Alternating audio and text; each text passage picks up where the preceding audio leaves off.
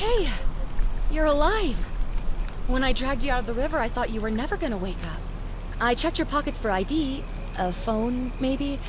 I hope you don't mind. But all I found was some loose change. So, wanna tell me who you are?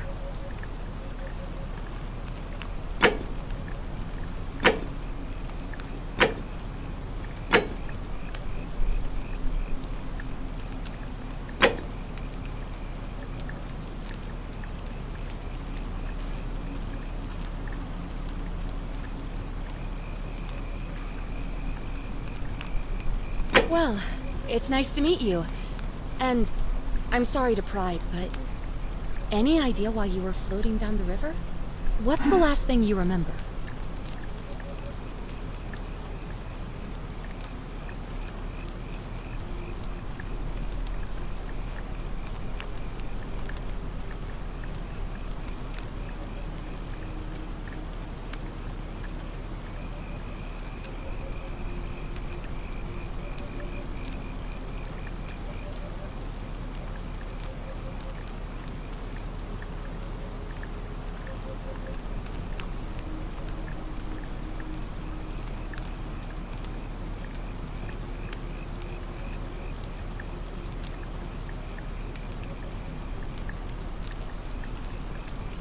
Oh, you're an archaeologist?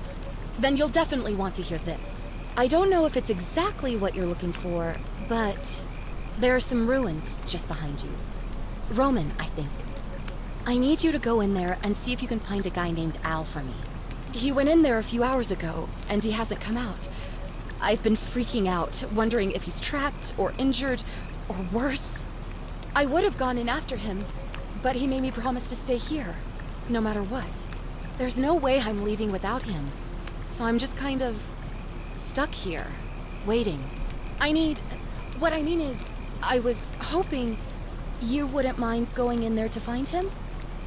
If you can do that, I can get both of you back to civilization in my boat. Please? Oh, of course. Sorry, I don't mean to be pushy, What do you want to know? Oh, there's not much to tell. Feels like I've spent my whole life in a dead-end job with an endless commute. Know what I mean? Oh, I'd rather not say if it's all the same to you.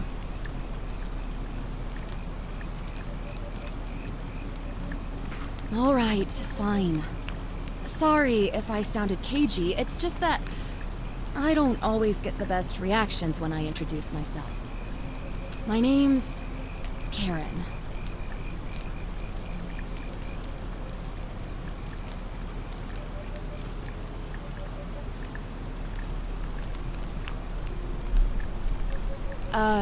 Yeah, something like that. But right now, I have bigger problems, like finding Al. He's the guy who washed up on the riverbank not long before you did. I thought maybe you two knew each other. I guess not. But maybe the two of you can piece together what you're doing here. In any case, you'll like him, I'm sure. Once you find him, that is. You really don't remember? We're in Italy. This river is the Tiber. Not much, really. But imagine what you might find in there. Priceless ancient artifacts. Al... What am I, an idiot? You could hike a long, long way in any direction and never find another soul. Trust me. Great. So you're ready to go look for Al?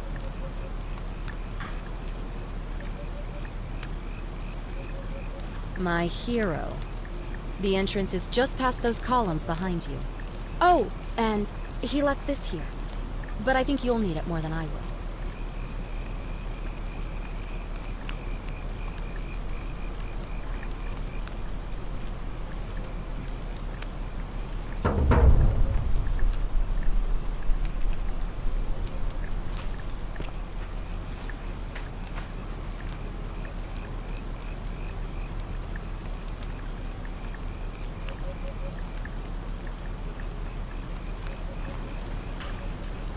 Back already? What's up? Thanks again. And please...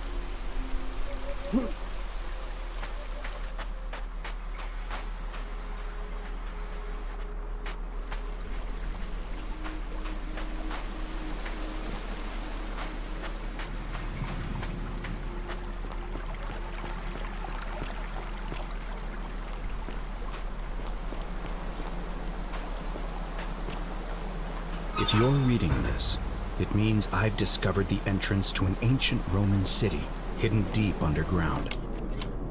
Its existence is long forgotten, all knowledge of it lost.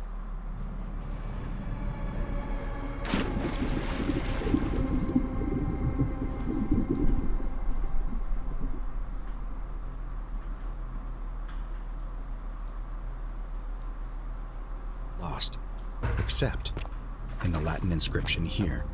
It reads, "You who wish to enter the city, step forth and be judged. The virtuous shall be rewarded with eternal life in paradise. The wicked shall find themselves showered in gold, but in vain, for this shall be their final resting place." Could an underground city have remained a secret for all this time? The people have survived down there, against the odds. It seems there's only one way to find out. If I'm not back in an hour, I'm somewhere on the other side. Consider this an invitation, or a warning. Al Worth.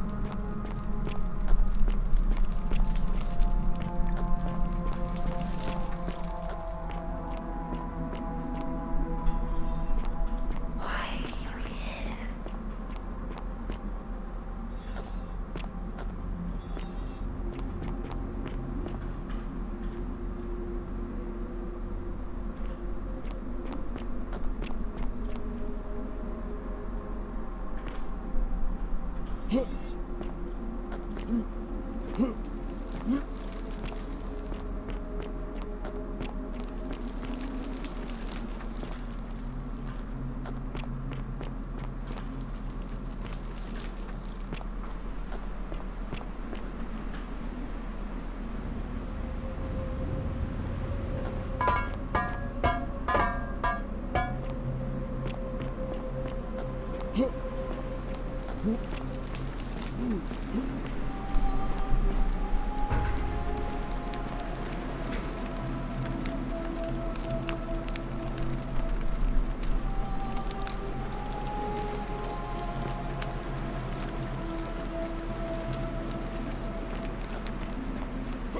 whoever reads this, I'm sorry you had to find me like this.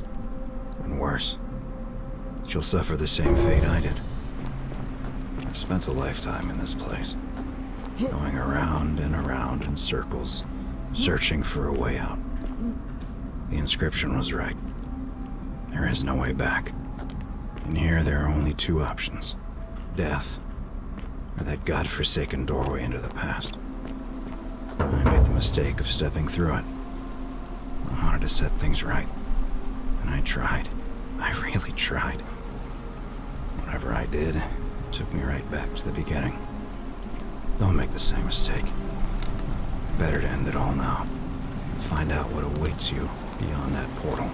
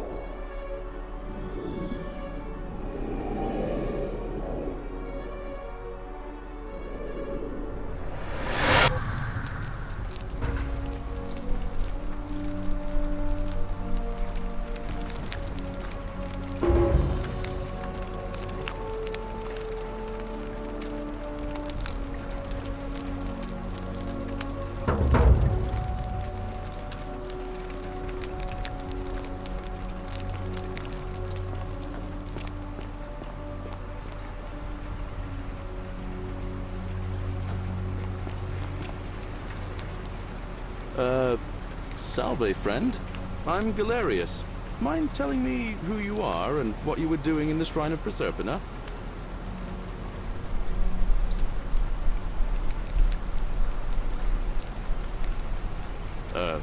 What?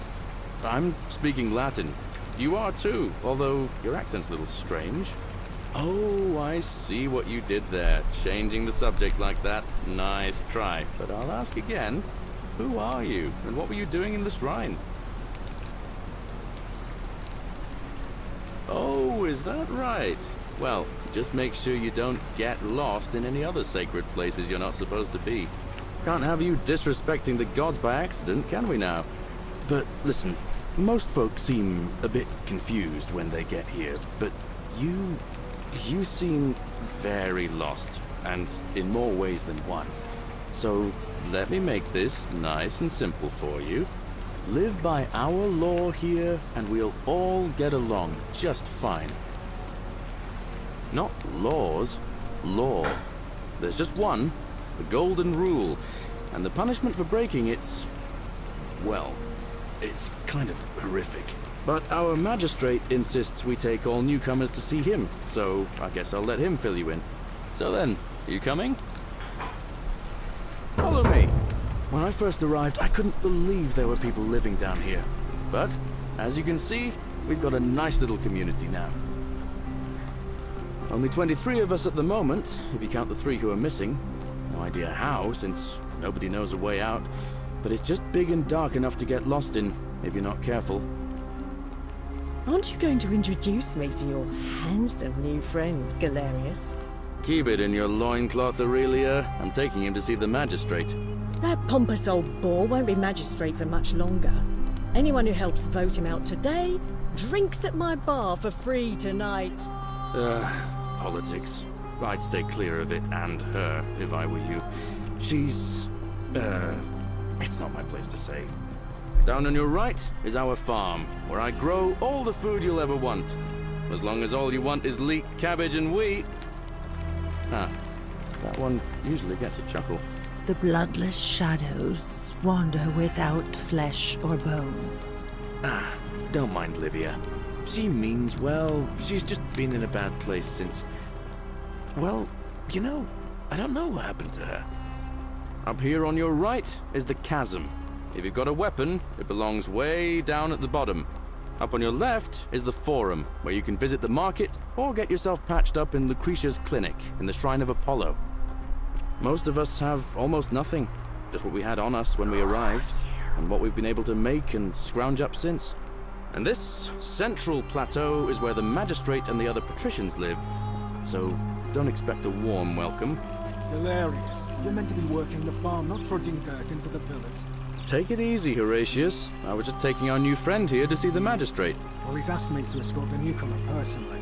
The farm. Go. Now. You'd better go with him. But just remember, they're not like you and me. Don't let them use you. What was that? What did you just say? I said it'll take some getting used to. Yeah, I'm watching you, farm boy. Greetings, citizen. My name's Horatius. Magistrate Sentius asked me to escort you to him personally. Follow me, please. Follow me. The only thing you really need to understand right now is the Golden Rule. Let me see if I can explain it this way. When I was serving in the Legion, if there was a mutiny brewing in one cohort, the legate in charge wouldn't waste time finding the bad apples among hundreds. They just divided us into groups of 10, made us draw straws, and whoever drew the short straw had to be executed by the other 9. Didn't matter whether he'd done anything wrong. One of us in 10 would die for the crimes of the collective. We call it decimation. If that seems like rough justice to you, you're in for a rude shock. Because the Golden Rule is exactly 10 times worse. The magistrate can explain the rest. Who's up these stairs?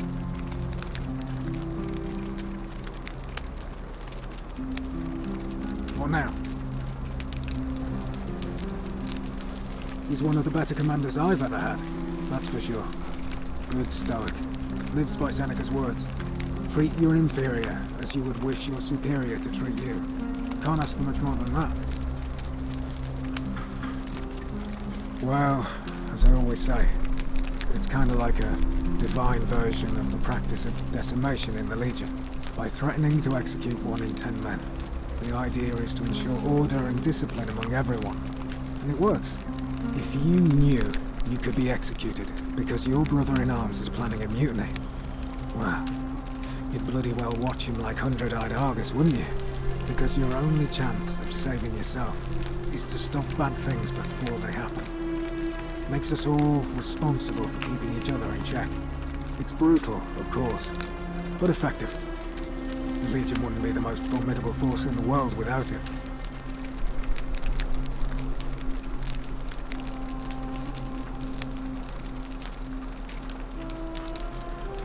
What's done is done. I was forced to execute my brothers-in-arms, and those memories will always visit me in my sleep.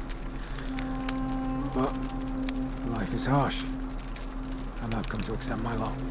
As with the Golden Rule, I don't have any control over it, so railing against it would be like trying to stop the seasons or the tides. As Seneca the Younger wrote, true happiness is to enjoy the present without anxious dependence upon the future, not to amuse ourselves with either hopes or fears, but to rest satisfied with what we have, which is sufficient. For he that is so wants nothing. War crime. Isn't that a contradiction in terms? As Cicero said, in times of war the law falls silent.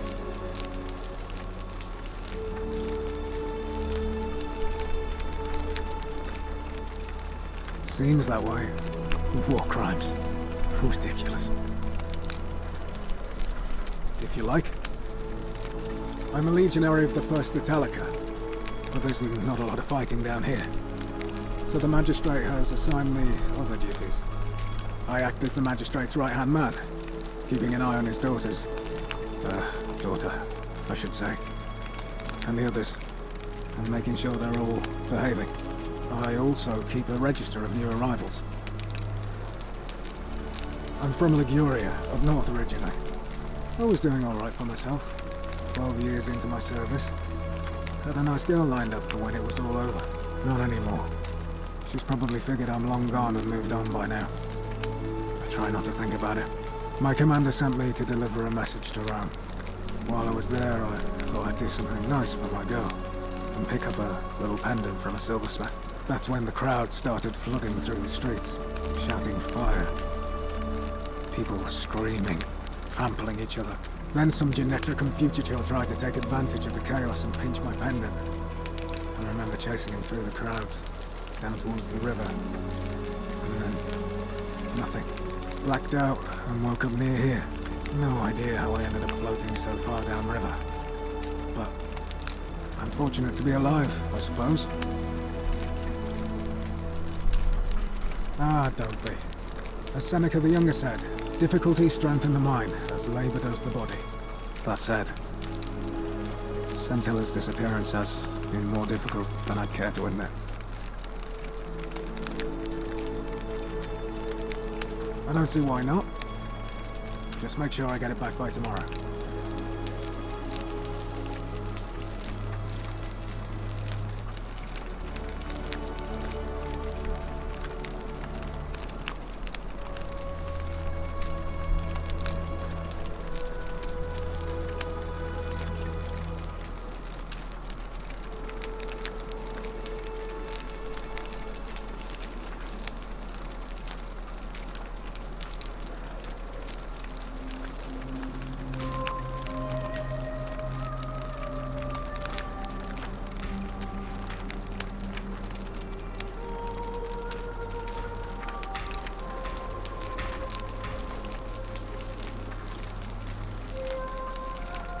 Of course. I went around asking the same questions when I first arrived. Never did find a way out. But I learned how to accept my situation.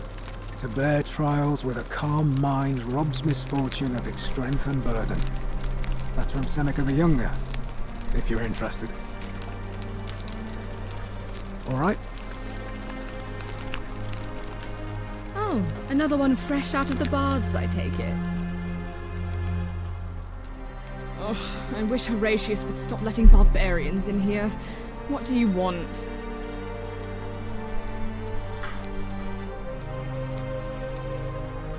I'm Sentia, eldest daughter of the magistrate. But you'd know that if you'd been invited in here and introduced properly. What are you doing in here? And why are you dressed like that?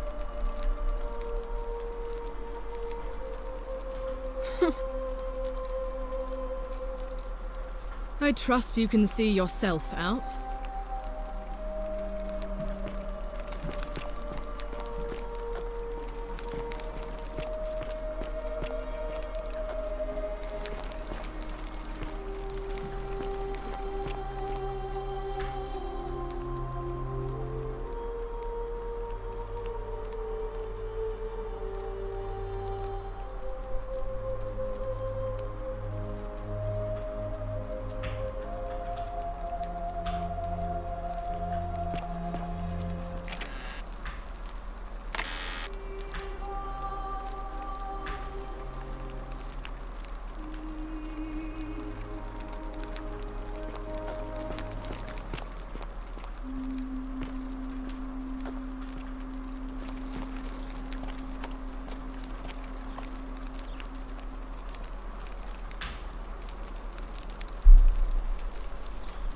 We're finally alone.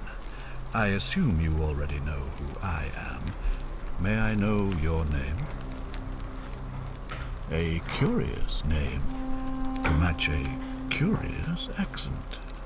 But I digress. I see you have the piercing and astute eyes of a man of great learning. We're always happy to welcome another scholar to our little community. Equitia will be delighted to meet you, I'm sure. Now, you're probably wondering why I summoned you, and I'll get to that. But first, take a look at this wondrous place, would you? A secret city built deep in the mountains, many hundreds of years ago. Indeed. More importantly, consider the miraculous community we've built here. over the last 7 months. 22 complete strangers brought together by the fates, living and working together in our own little paradise. And in all that time, not a single sin has been committed. No fights, no theft, nothing. Have you ever witnessed something so extraordinary as a city without sin? Nor could I until I came here. But the reason for this miracle is as simple as it is terrifying. If even one person commits a sin here, every last one of us will die. You see, the builders of this place, whoever they were, left inscriptions warning, "The many shall suffer for the sins of the one." From what we can gather, breaking the law here will anger the gods and provoke a terrible punishment. Like the curses of Medusa and Midas combined, turning us all to gold. We've come to call it the Golden Rule. It's extraordinary that we've survived as long as we have, and each day I grow more and more afraid that our time in the sun is almost up. And now it seems that day is finally here. All that matters is that somebody in this city is about to break the Golden Rule. Why else would Proserpina send you now? Unless you and I can stop them, our doom is assured. I know that's a lot to take in, and you look like you have questions. Please, ask away.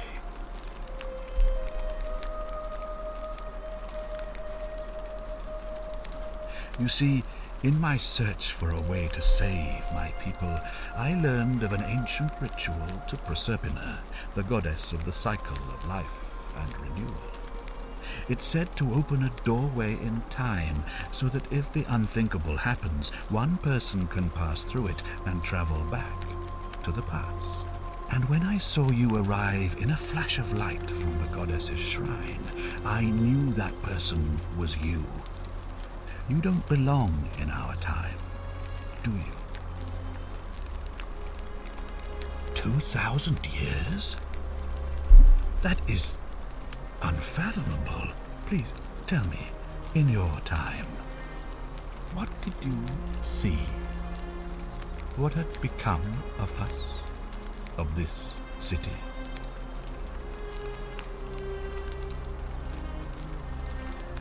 I have imagined it, our downfall, 1,000 times, but it still breaks my heart to hear the truth of it.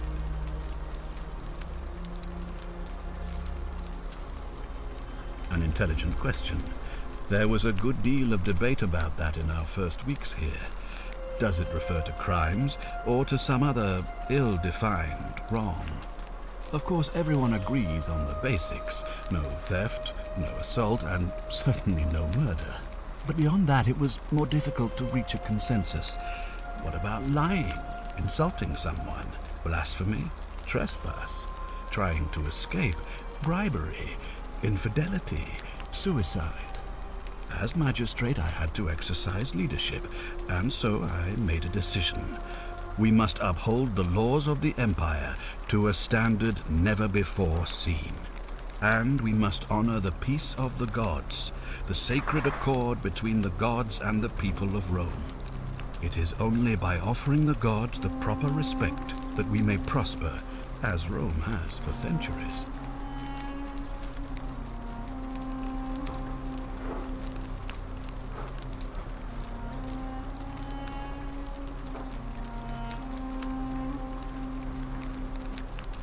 I'm glad you agree. The key things to remember are that we have laws forbidding treason and blasphemy, murder, assault, and rape, as well as theft and arson and so on. I have made my pronouncement on the subject.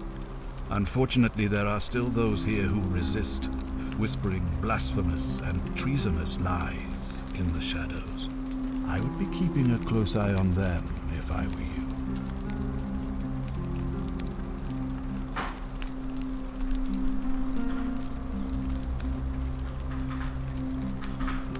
All I can tell you is that it's a ritual sacrifice to Proserpina. I stumbled across instructions. I have to recite a prayer, and of course, as with all rituals, some sacrifice is involved. Usually that means wine or food, or in some cases a live animal. In this case, the sacrifice is rather more costly. The life of the person performing the ritual. I don't suppose you saw any sign of me in the future?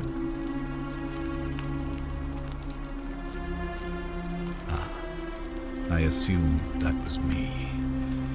If I'm forced to perform the ritual, it's going to cost me everything. You'll try to make sure I don't need to use it, won't you?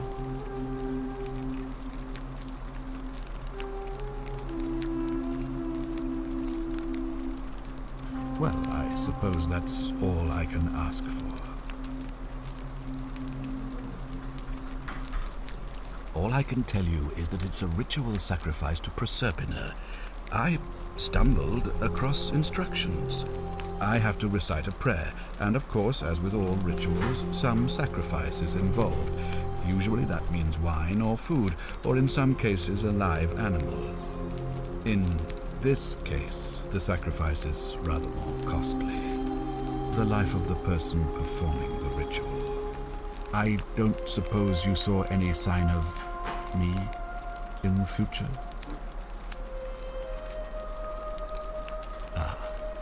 I assume that was me. If I'm forced to perform the ritual, it's going to cost me everything. Well, I believe you're in the best position to go around asking people questions. You're new here, and it'll seem perfectly normal. As for me, well, it pains me to say my attempts to impose order have not earned me many friends. I fear I may not even remain magistrate after today's election. The people here would only treat my curiosity with suspicion. You shouldn't have that problem, though, unless, of course, you get off on the wrong foot.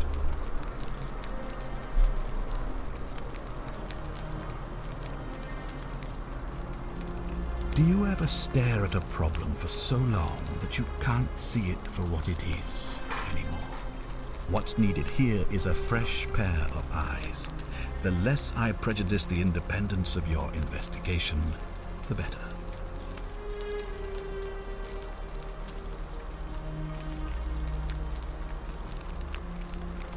Me?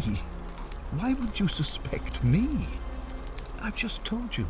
I'm about to sacrifice my own life to ensure these people have a second chance. What reason could you possibly have to suspect me, of all people? I'm glad you think so. Without trust, without each other, we won't be able to prevent what is about to happen.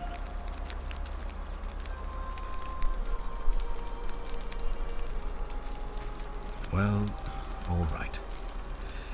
There are those who wish to vote me out of office so that they can pursue their own misguided political agenda. Frankly, their selfishness and recklessness risk destabilizing the entire city. I would be looking very carefully at them if I were you. If I understand Proserpina's ritual correctly, that problem should take care of itself. Let me see if I can explain. If you manage to prevent the sin that breaks the Golden Rule, I won't need to bring you here. I won't create the portal, and you will never have been able to come here. Thus, you'll have created a paradox.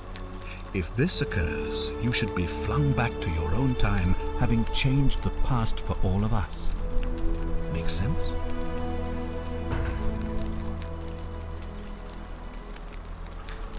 Ah, good. So, are you with me? Can I count on you to figure out who's about to break the Golden Rule? Wonderful. Now, I need you to investigate the city, talk to everyone, help them if it'll win their trust. I authorize you to enter private homes and inspect possessions and documents, unless, of course, you're asked to leave. Figure out who the culprit is, and as soon as you have a name, come back and tell me immediately. Oh, and one last thing. If I were you, I'd start my investigation by visiting Lucretia at the Shrine of Apollo in the Forum. I heard wailing from there not long ago. Seems like something's not right.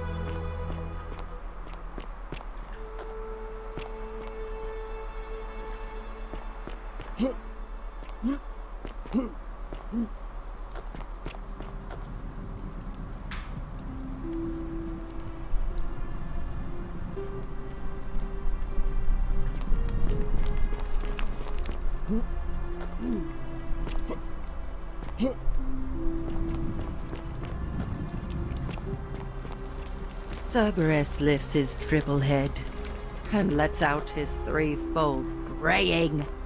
Livia, would you stop muttering like Medea over a cauldron? You'll scare away my customers. They follow their trades, imitating their previous lives, but they are ignorant. This again. You're in a world of your own, aren't you? Ah, you're here. I'm so glad you decided to visit. I'm Aurelia, and I hope I'm not being too forward, but the moment I laid eyes on you, I was intrigued. There's a light in your eyes I've never seen before, a certain learning and sophistication.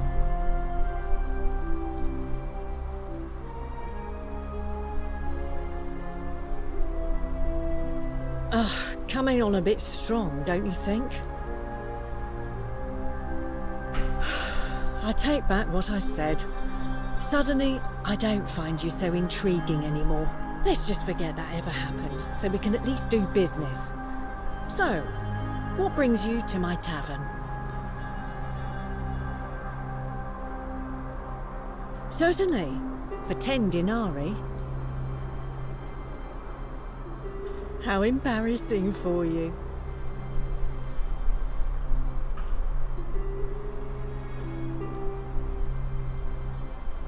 I just try not to think about it. Drink helps with that. As the saying goes, to drink is human, so we drink. Ugh, let it go. Nothing's going to happen between us. You know, normally, I'd expect you to buy me a drink before asking if I want to get out of here.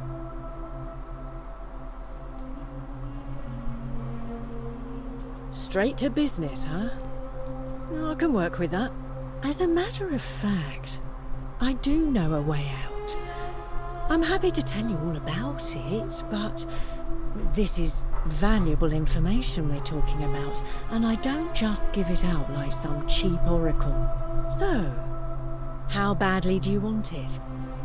Is it worth, say, 1,000 denarii to you?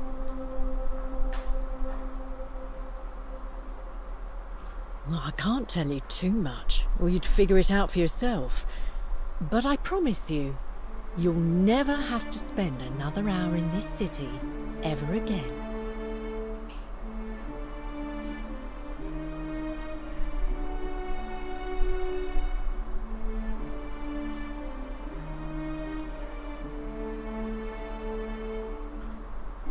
simple. It's a one-way trip, and I'm not ready to go just yet. I like my life here. One day, maybe, but not now.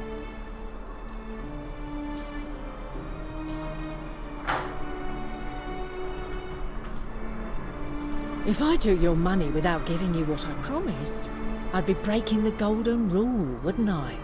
And I have no interest in doing that.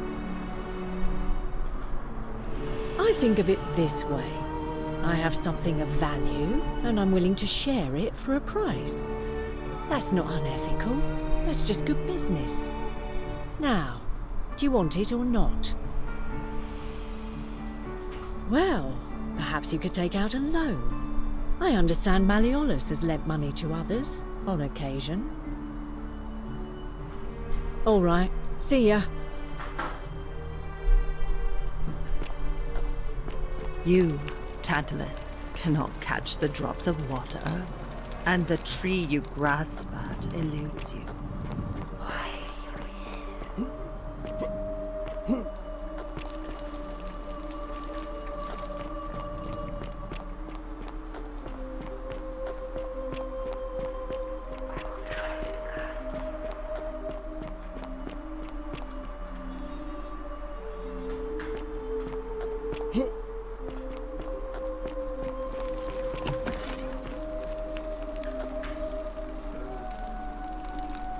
Give me a moment. Sorry I'm such a mess. I just lost a patient and a dear friend. Julia. She was a good woman. She was poisoned. She came in here frothing at the mouth. Normally I'd treat her with resin of silphium, a rare plant which is perfect for this sort of thing. And I knew Decius had some at his market stall, right around the corner. So I ran over there, but he just looks at me with this evil smile and says, "That'll be 1,000 denarii." There was no way I could afford that, and he knew it. Then that toad shrugs and says, "Supply and demand. I guess you don't value your friend's life that highly." Anywhere else, I'd just pay a thug to steal it from his stall, but there's no way I can do that down here with the golden rule. So all I could do is come back here and just watch her die. I kept on apologizing. And now I'll never know who poisoned her, or how they managed to do it without breaking the golden rule, or why she cursed that snake's cruel black eyes with her dying breath. Well, unless you have the power to bring someone back from the dead, there's really just one thing you can do. Get me that silphium resin. I'm going to have another patient in here soon. Could be in the next day or in the next hour. And I will not allow this to happen again. I don't care how you get it, but you have to make it happen. Because if I lose another patient this way, I swear to the gods below, not even the golden rule will stop me from marching up to that Genetricum Fututor and scratching his eyes out. Then you'd better get me that silphium quickly, hadn't you?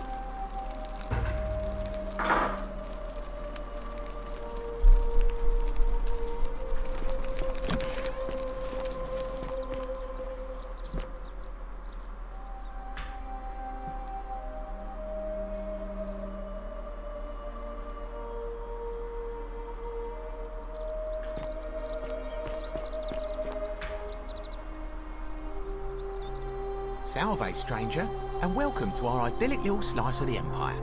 I'm Decius. Terrible shame what happened to Julia, but we just have to carry on, don't we?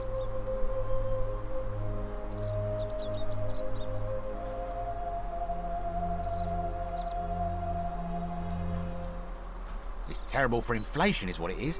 There's so much gold just lying around, it's practically worthless. At least down here. Of course, I have an idea for generating real wealth, but what I need is a bow. Just a simple composite bow. I've scoured this city from top to bottom with no luck. But if you happen to find one, bring it to me and we'll talk.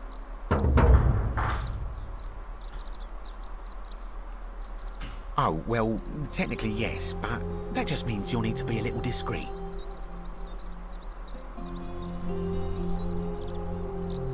don't you, friend? You mean, how did I end up here? That is a lengthy tale. All right. Well, you see, I'm in the business of procuring rare and precious objects liberated from the enemies of Rome. Mostly sculptures, vases, the occasional slave. Fetch a magnificent price in Roman high society. Had myself a nice little shop in Rome, just off the Forum. Lots of foot traffic and close to the docks. Good place to be when the fires broke out. See, about 7 months ago, half of Rome caught on fire.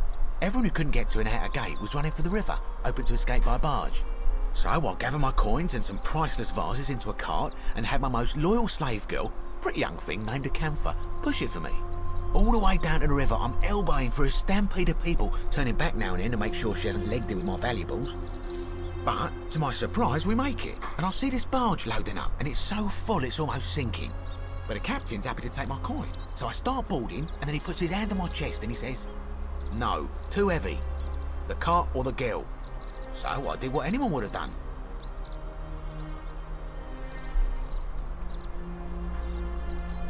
Of course I chose the cart. I mean, I can always buy a new slave girl if I still have my money.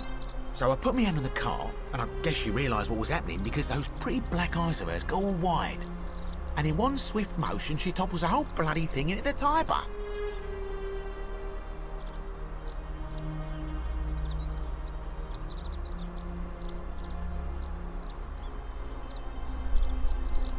No, I dived in after it, of course. Aren't you paying attention? That was a bloody fortune. Only, I guess I must have hit my head or something, because everything went black.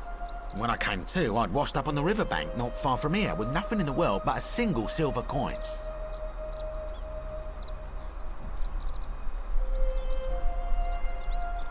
I couldn't agree more. I mean, sure, I'd lost a few thousand denarii, but I've already made it back, and this place is a veritable treasure trove. Look around you. There must be more gold in here than in the treasury of Rome. If I can just figure out how to get it out of here.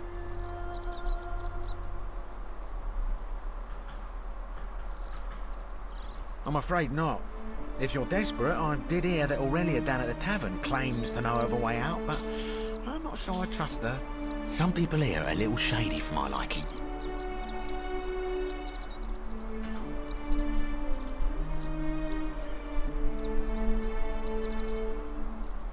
Malleolus. I mean, Sentius couldn't even keep his daughter safe. What hope does he have of protecting us? Certainly. Certainly. All I ask is a reasonable price of 1,000 denarii.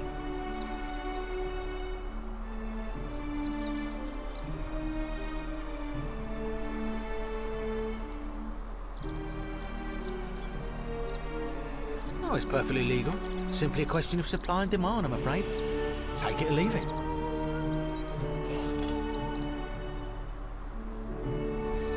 Hear what? You sure you're feeling all right? If you're hearing things, perhaps you should pay a visit to Lucretia's clinic. We don't want another Navier on our hands.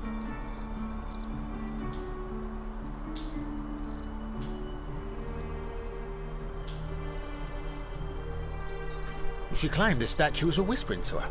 Nobody else could hear it. Then she shut herself in the palace and we never heard from her again. But I digress. Do you want this silphium or not?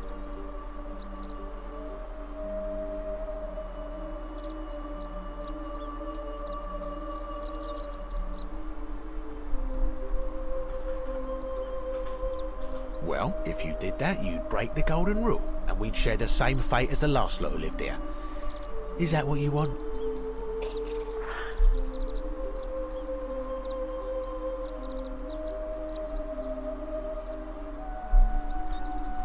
Do you think I don't know a bluff when I see one?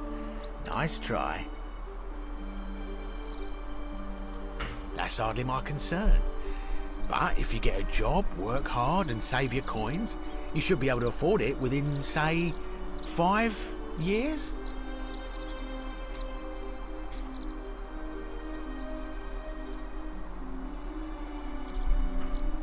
Very well. Perhaps I can interest you in something within your budget? Very well. Another time.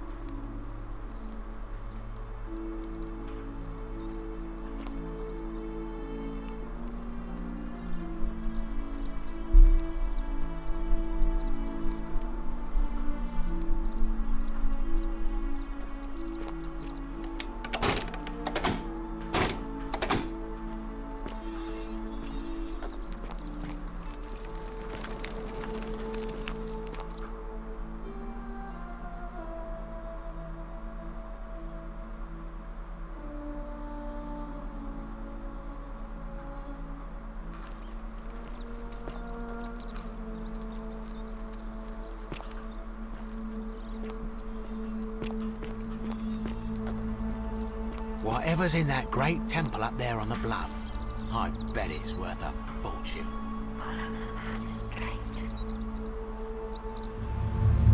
The many shall suffer for the sins of the one.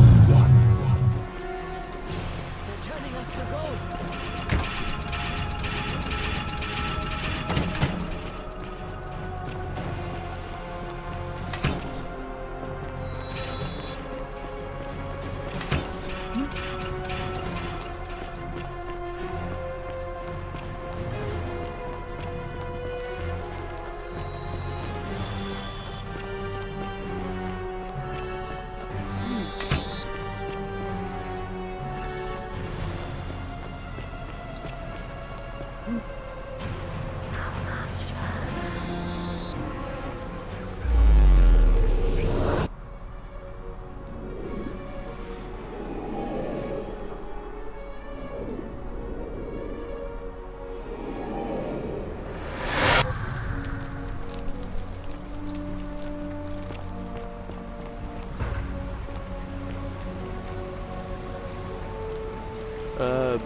Salve, friend. I'm Galerius. I don't think so. I've never seen you before in my life. Oh, I guess how much did I drink last night? Sorry to have bothered you. Oh, and since you seem to be in a hurry, you should try out this device I made. Worked real hard on it.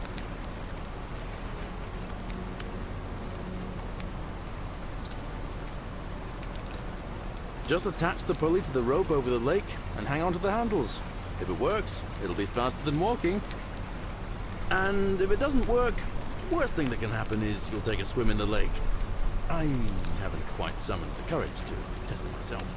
But don't worry, it's completely safe. Probably. All right, see you around.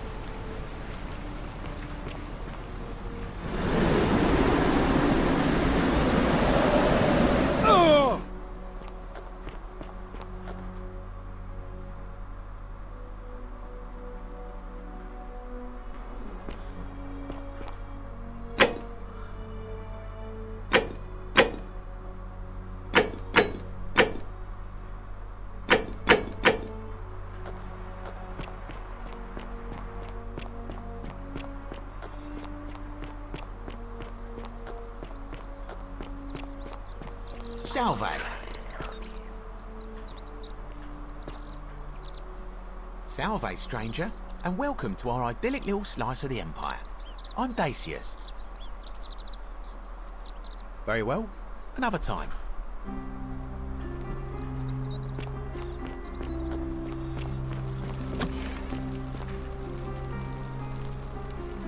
What are you doing in here?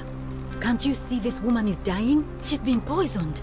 She needs the resin of a plant called Silphium, but that Culus cubulates Decius won't give it to me.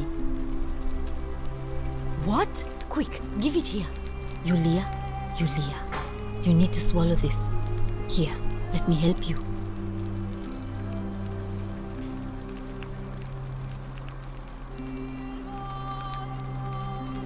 Hopefully, in a moment, she should be able to breathe normally. That was extraordinary. How did you know she needed this exact thing, and at this exact moment? Are you some kind of oracle?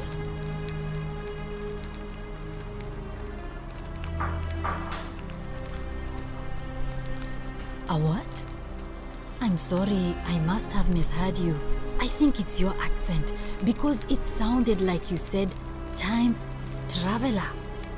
But whatever kind of traveler you are, that was like the gods hearing my prayers and intervening. You just saved a person's life, and you should be proud of yourself. She might even be able to thank you herself in a few moments. And maybe she can tell us who poisoned her, and who she meant when she was muttering about that snake's cruel black eyes. In the meantime, I'm happy to help you with whatever it is you need.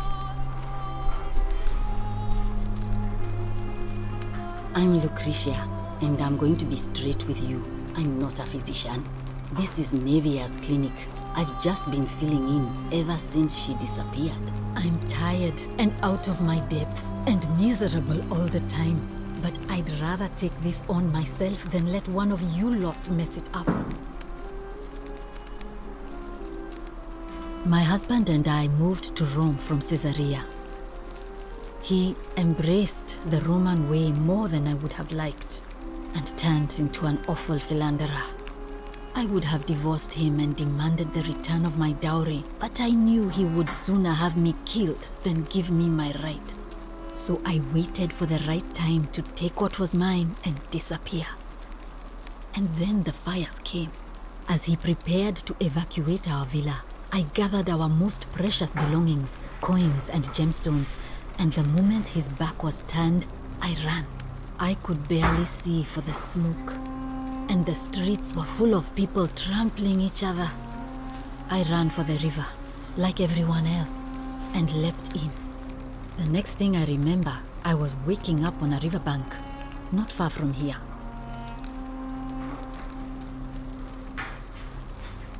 It's all right. Say what you will about this place, at least my fornicating husband will never find me. And while there's no shortage of snakes here, at least with the golden rule, they have to try to be discreet about it.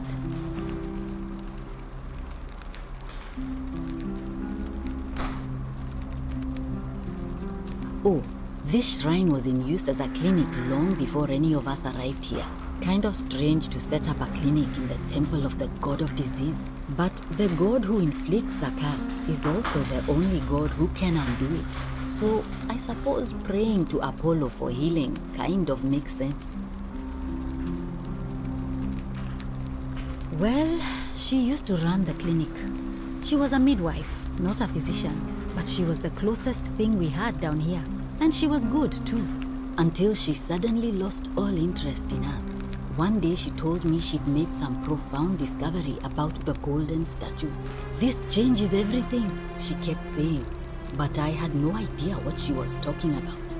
The last time I saw her, the last time any of us saw her, she was muttering to the statues, like she could talk to them. And then she shut herself in the palace, barred the door from the inside, and nobody's seen her since.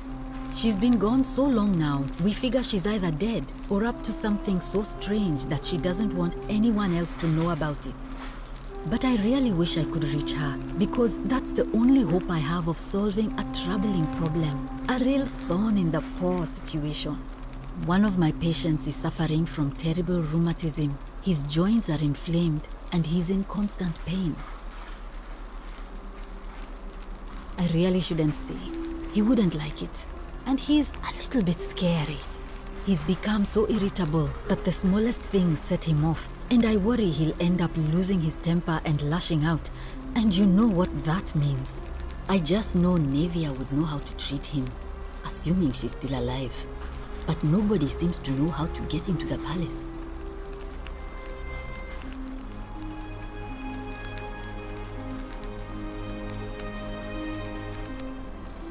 Really? That would be wonderful. Thank you. Let me know how you go.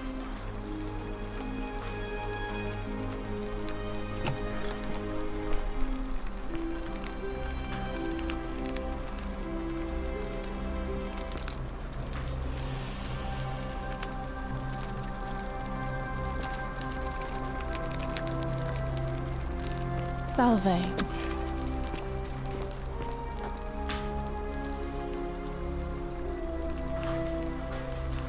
Oh, it's you. Sorry, I'm still a bit out of it. But thanks for trying to help me, I suppose. Was there something you wanted? Lucretia says I'm supposed to rest. As much as I'm grateful that you tried to help me, it's just not safe for me to talk about it. Please, no more questions.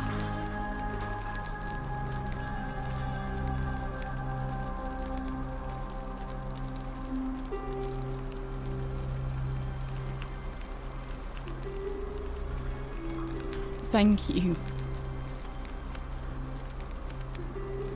You mean my life story? Oh, well, I grew up as part of a big family in Rome. Me and 3 older sisters.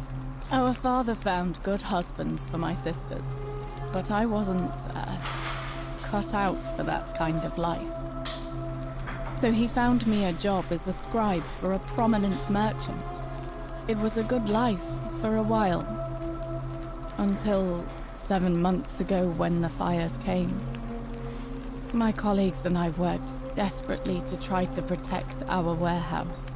We must have had 100 workers passing buckets of water, chanting prayers to Vulcan, but they fell on deaf ears. The fire was relentless and it claimed everything and everyone. Well, almost everyone. My employer told me to grab what valuables I could and flee for the Tiber with the crowds. I remember diving into the river and then... the next thing I knew, I was waking up on the riverbank not far from here. Thank you, but to be honest, sometimes I think dying in that fire might have been a blessing, given what's happened since. I can tell you, but it's a long story.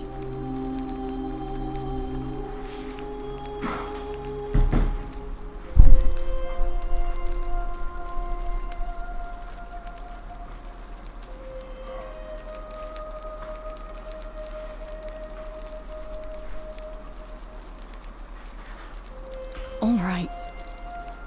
I'd been here about a week when it dawned on me I'd be trapped here for the rest of my life. I could hardly breathe and I knew I had to get out somehow. So when my new friend Aurelia offered me a secret way out, I would have done anything. And then I learned her asking price. 1,000 denarii. She was supposed to be my friend. I told her it would take me years to save up that much. So she suggested I take out a loan from Malleolus. And I did.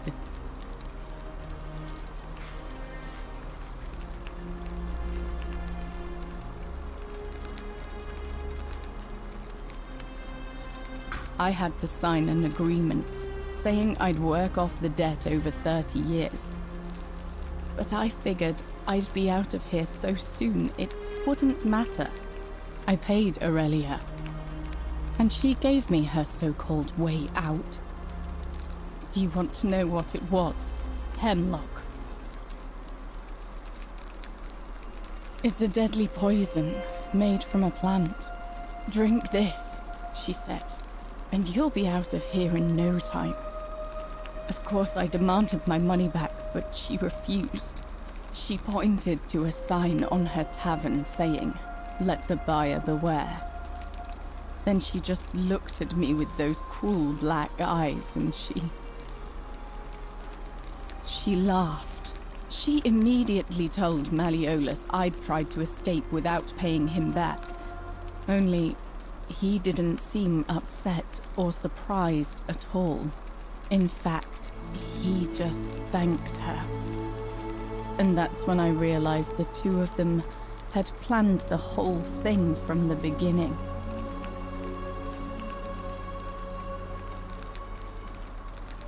That's what I said to the magistrate. I went to Sentius and begged for help, but he said the law was clear. I'd signed over my labor for 30 years and there was nothing he could do. I thought about resisting too. But Malleolus said if I didn't submit, I'd break the Golden Rule. And I couldn't be responsible for all those deaths, so he locked me in his villa. Confiscated everything I owned as collateral, and made me wear immodest, humiliating outfits while I worked day in, day out. His wife Claudia was just as bad. She set me to work on an endless stream of futile, demeaning tasks. I'd be on my hands and knees, scrubbing the floor clean for hours, only for her to pour slop on it and hiss, "You missed a spot." Those two took everything from me. But they forgot to confiscate one thing. My hemlock.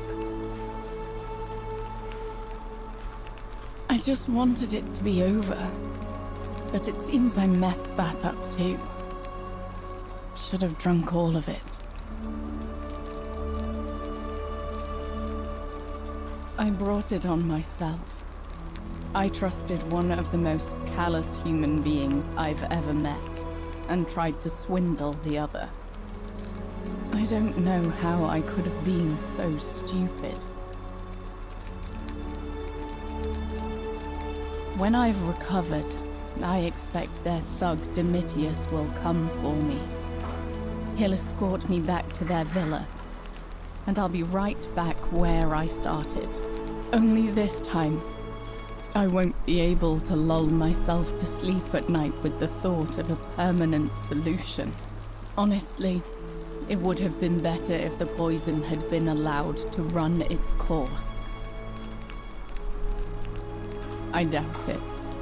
It seems this is the fate the gods have chosen for me, for trying to escape. At least until someone breaks the golden rule. Maybe it wouldn't be so bad.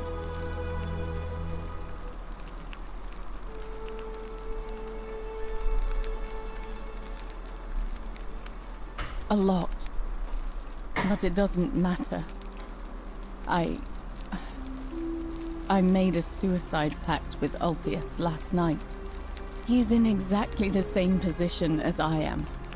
Malleolus and Aurelius set the same trap for him a month after they did it to me. He and I are in this together. He's probably already thrown himself from the bluff into Malleolus's villa by now. If so, I'd never be able to live with myself, knowing I broke my promise to him.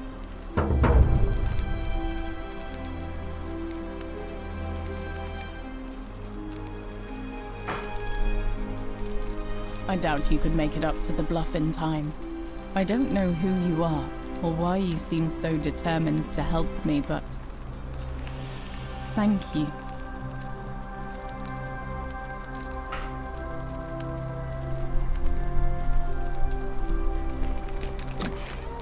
May Apollo keep you safe.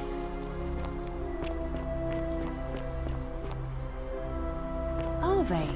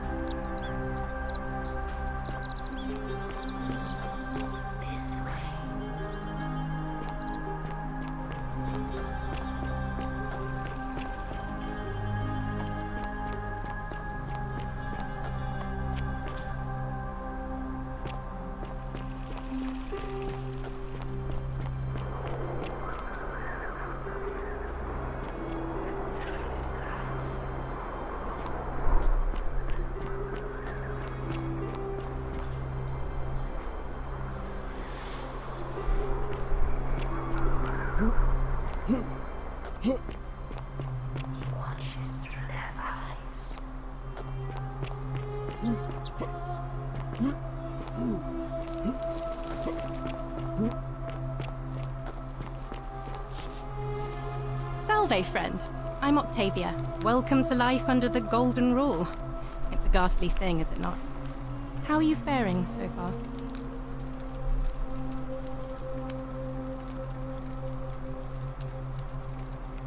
Ah, another stoic, perhaps. We all need something to help us through times like these. We've all been where you are now. I remember when I first arrived. I used to lay awake at night contemplating the big questions. Why am I here? Is there a way out? What is the Golden Rule, and who or what is responsible for it? I still don't have any of the answers, I'm afraid. I don't think anybody does. But I'm happy to share with you what I've learned.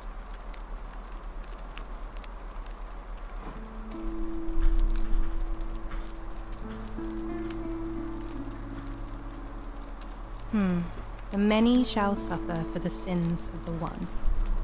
I think about those words a lot. I'd like to think that if we all love our neighbours as ourselves and do to them as we'd have them do to us, then we'll all be fine. But on the other hand, I was always taught the intent of man's heart is evil from his youth, and that all of us are born with a tendency towards sin. And that's where I get stuck. Is it true? Are we born with a tendency towards sin? If that's true, then sooner or later, things are going to end badly for all of us down here. Unless, of course, there's some kind of divine intervention.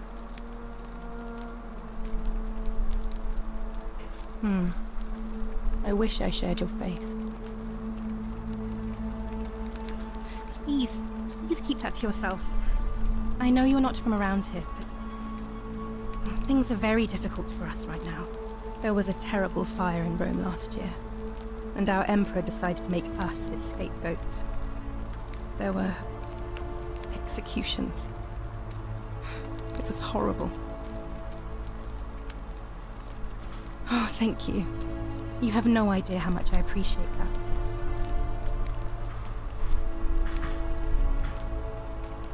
Here, in this place, the magistrate has me earning my keep by cleaning and pruning the gardens. It's not quite how I expected my life to go. I used to live in a lovely villa on the banks of the Tiber. I was even betrothed to a handsome young man from a prominent family. But long hours of menial labor for the good of the community has its own charms too, I suppose. Oh, much the same way as many of the others. When the fires came to Rome 7 months ago, my family and I fled for the Tiber, hoping to escape on a barge. We were among the fortunate ones with enough coins for passage, but unfortunately, there were a lot of desperate people, and they boarded before we could depart. A scuffle broke out, and I was pushed overboard. The last thing I remember was the water, rising up to hit my cheekbone. I woke up by the river, near that shrine, and stumbled across this place.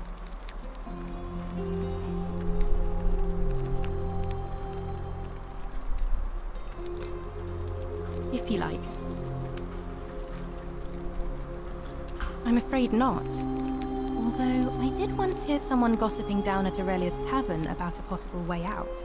I don't put a lot of stock in such rumors, but if you're desperate and wealthy, you could look into it, I suppose.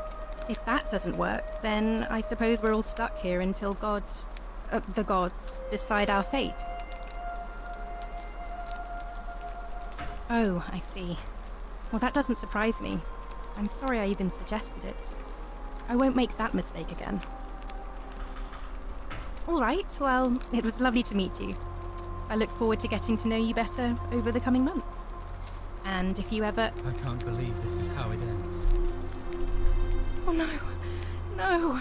No, no, no, no, no. Ulpius, what are you doing? Get back from there.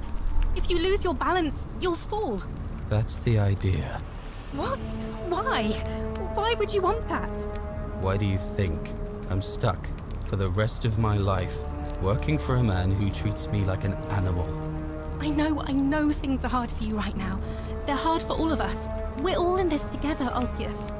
Please just think this through. If you do this, it could be the sin that seals all of our fates. Is that what you want? I'm sorry, but I just don't care anymore. Please, Ulpius. Help him. If he goes through with it, it could be the end for us all. I don't know what to do. I've never had to deal with this sort of thing. Please, you need to talk to him.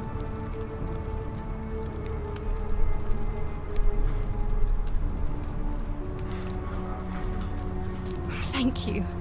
And please, choose your words carefully. Let me guess. You're going to lecture me on how suicide is a crime against the Empire.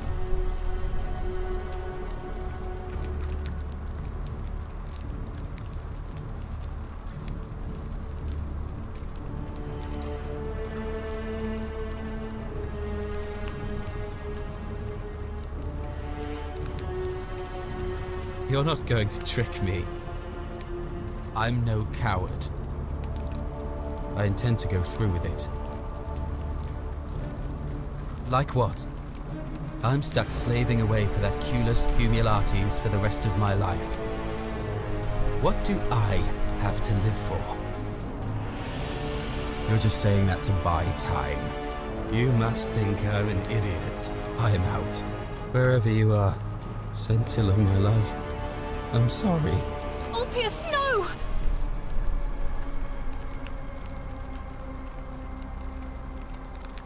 I can't believe he went through with it. Oh Lord. That poor lamb.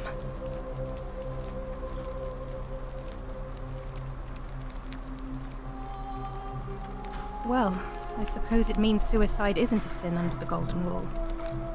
So I guess that means whichever god is responsible for it. It isn't mine. That was not your fault. There's no way you could have given him what he wanted, moments after you arrived. I'll have to let everyone know what happened. And I guess Malleolus will have to clean up the mess in his villa. It's of his own making, after all. And I'd best pray for poor Ulpius.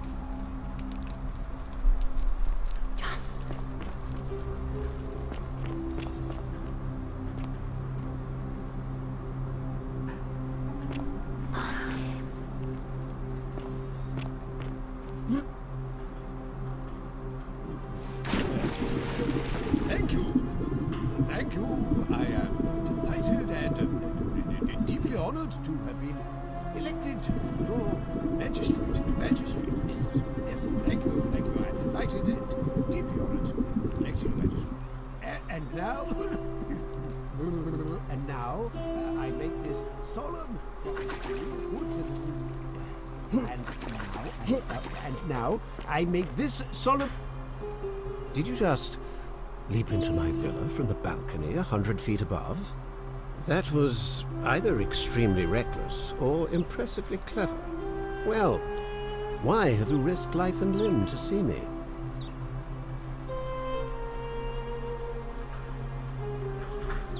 I'm Malleolus, and if it wasn't for this interruption, I'd be practicing my victory speech for the election later today.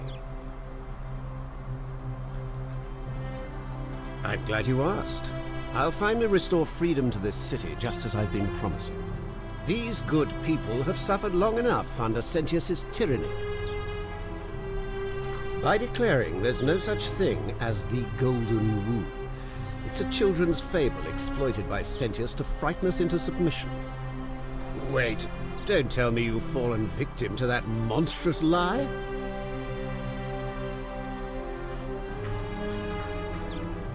The person making a claim bears the onus of proving that claim. Can you do that? Can you prove the Golden Rule is real?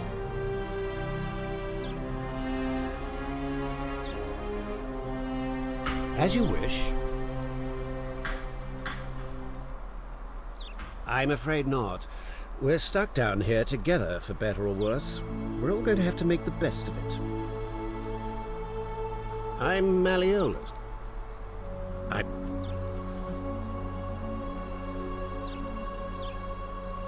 You mean the children's fable exploited by Sentius to scare us all in... I trust you can see yourself out. Through the door this time. There's a key just beside it.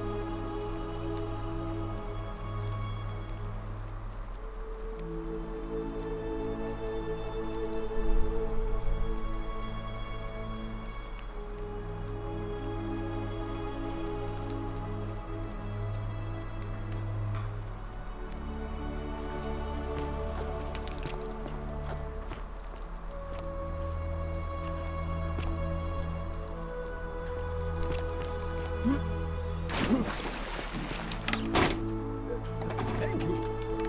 Thank you. I am delighted and deeply honored to have been elected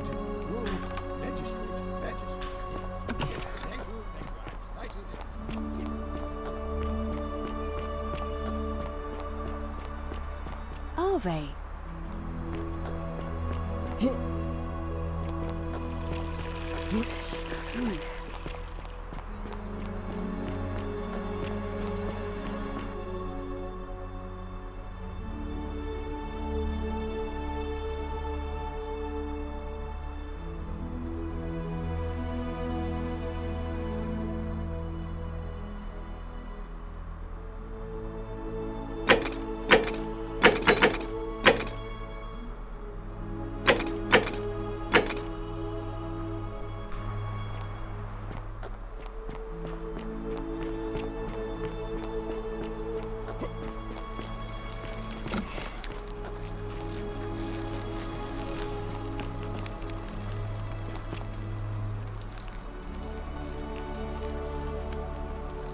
Oh, it's you again. Is everything all right?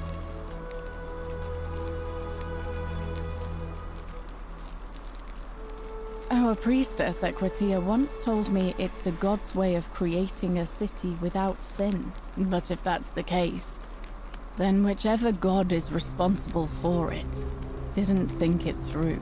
I mean, all it really does is make bad people better at hiding their sins, and good people too frightened to stand up for themselves. I've seen Malleolus, Claudia, and Domitius make grown men cry. Romans, they don't cry easily. They've never physically hurt anyone. But the point is, they don't have to. They've got people running scared because everyone knows Malleolus is the favorite to win today's election. I doubt it. I mean, the election is today, and you've only just arrived. I just don't think there's enough time for you to do anything. I suppose we will. If that's your idea of a joke, it's not funny. Go away.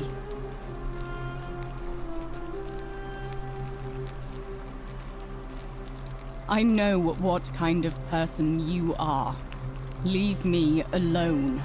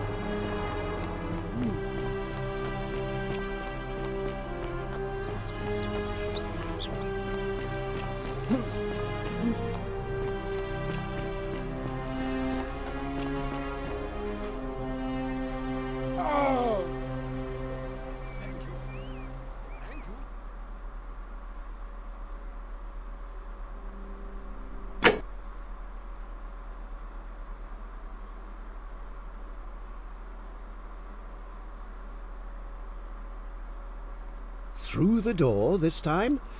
There's a key just beside it.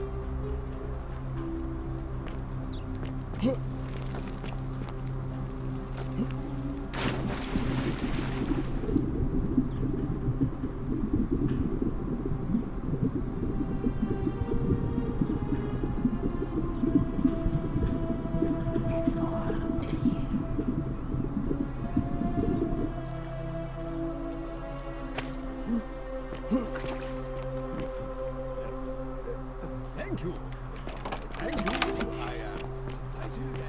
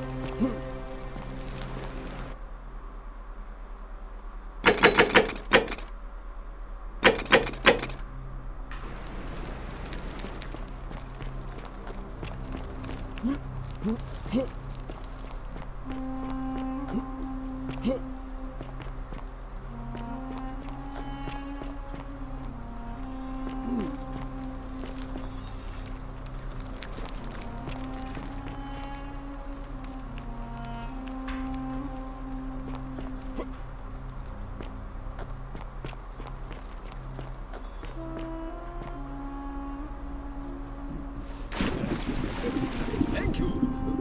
Thank you. I am delighted and deeply honored to have been elected your magistrate. Magistrate, yes. Yes, thank you, thank you. I am delighted and deeply honored to elect you. And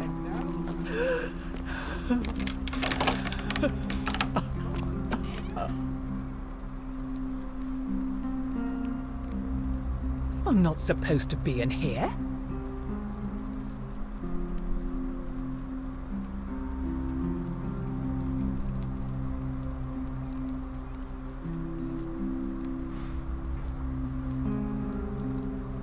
Talk.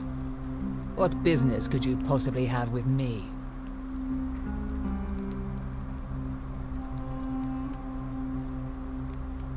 My marital affairs are no concern of yours. Thank you very much. Finally! This is outrageous. Why are you still here? Finally!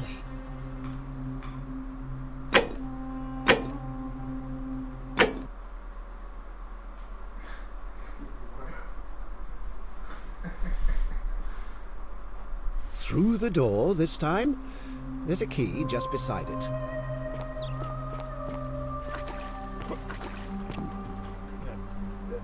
thank you. Thank you. I am delighted and deeply honored to have been elected.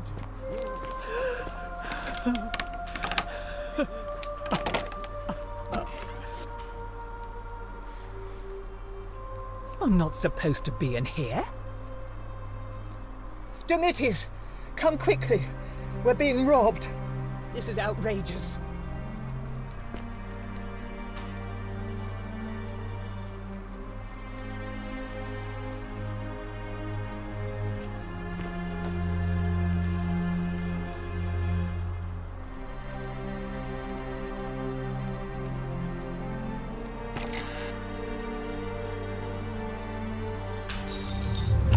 The many shall suffer for the sins of the one.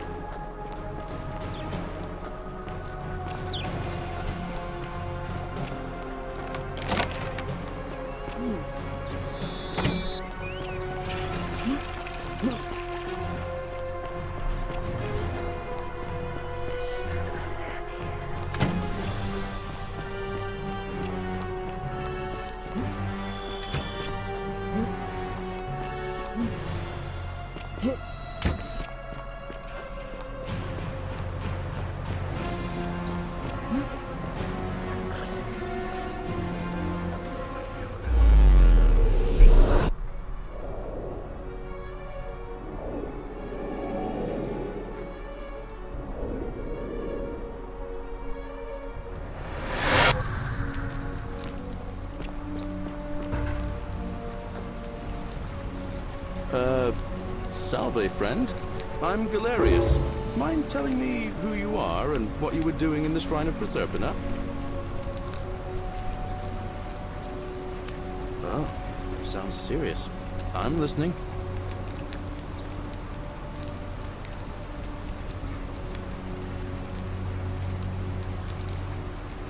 Yulia?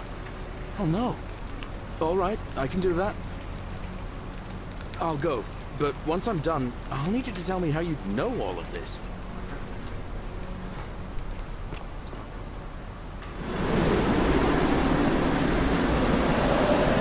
Oh!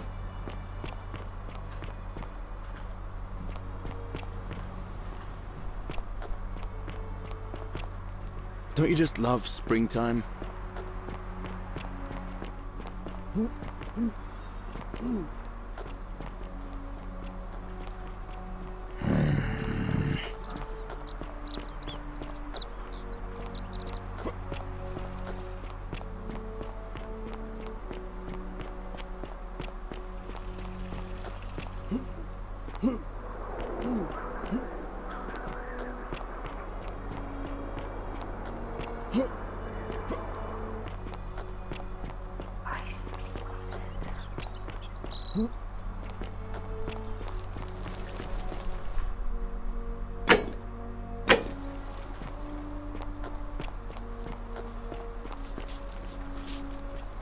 Salve, friend. I'm Octavia. Welcome to life under the Golden Rule. It's a ghastly thing, is it not? How are you faring so far? All right, well, it was lovely to meet you. I look forward to getting to know you better over the coming months. And if you ever... I can't believe this is how it ends. Oh no. No. No, no, no, no, no. Ulpius, what are you doing? Get... That's the idea. What? Why do you think? I know. Please. I'm sorry. Please, help him. Thank you. You know about that? How is that possible? I mean, I've never mentioned it to anyone. Well, if you say so. You don't understand. I don't want to hurt anyone.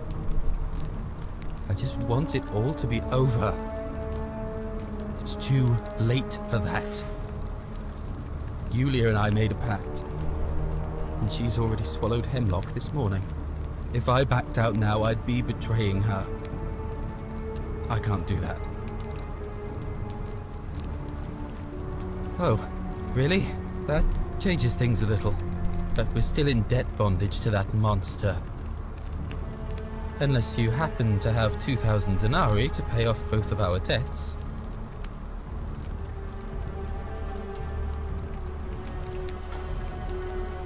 Really? Wait. So, I guess you'd want me to work for you then. You'd do that for us? A couple of complete strangers.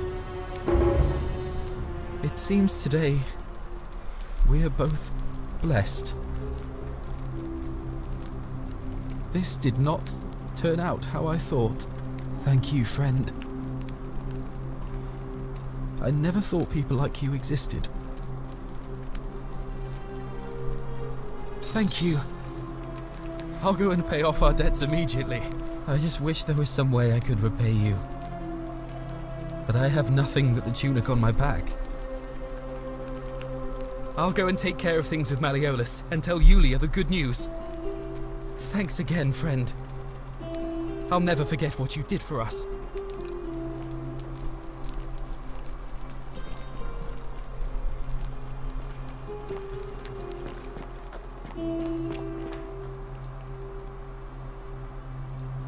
What you did was extraordinary, and I'll never forget it.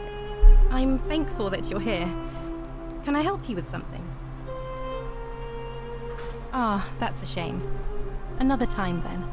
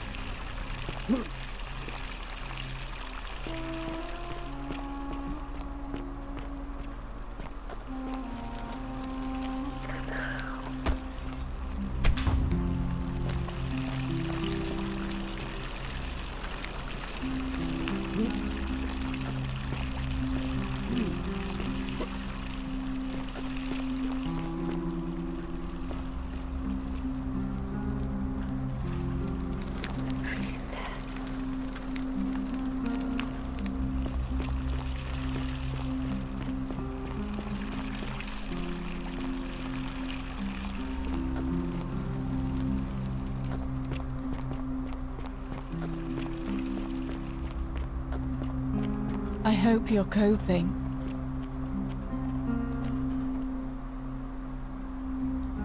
Sorry, I'm still a bit out of it. Galerius just saved my life. Was there something you wanted? Lucretia says I'm supposed to rest. Oh, a priestess, but if that's... I mean, I've seen that they've got people running... I doubt it. I mean, the election is to... I suppose we will. All right. Goodbye.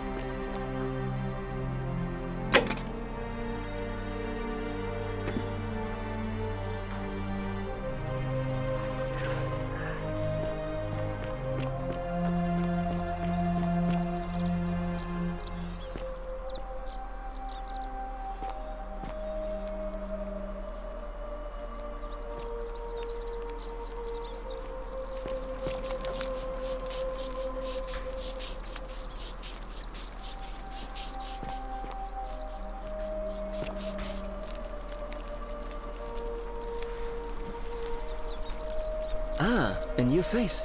Salve, and welcome to our little community. My name's impossible to pronounce for most people, so you can just call me Virgil. I hear we have you to thank for saving Julia's life. I'm glad you arrived when you did.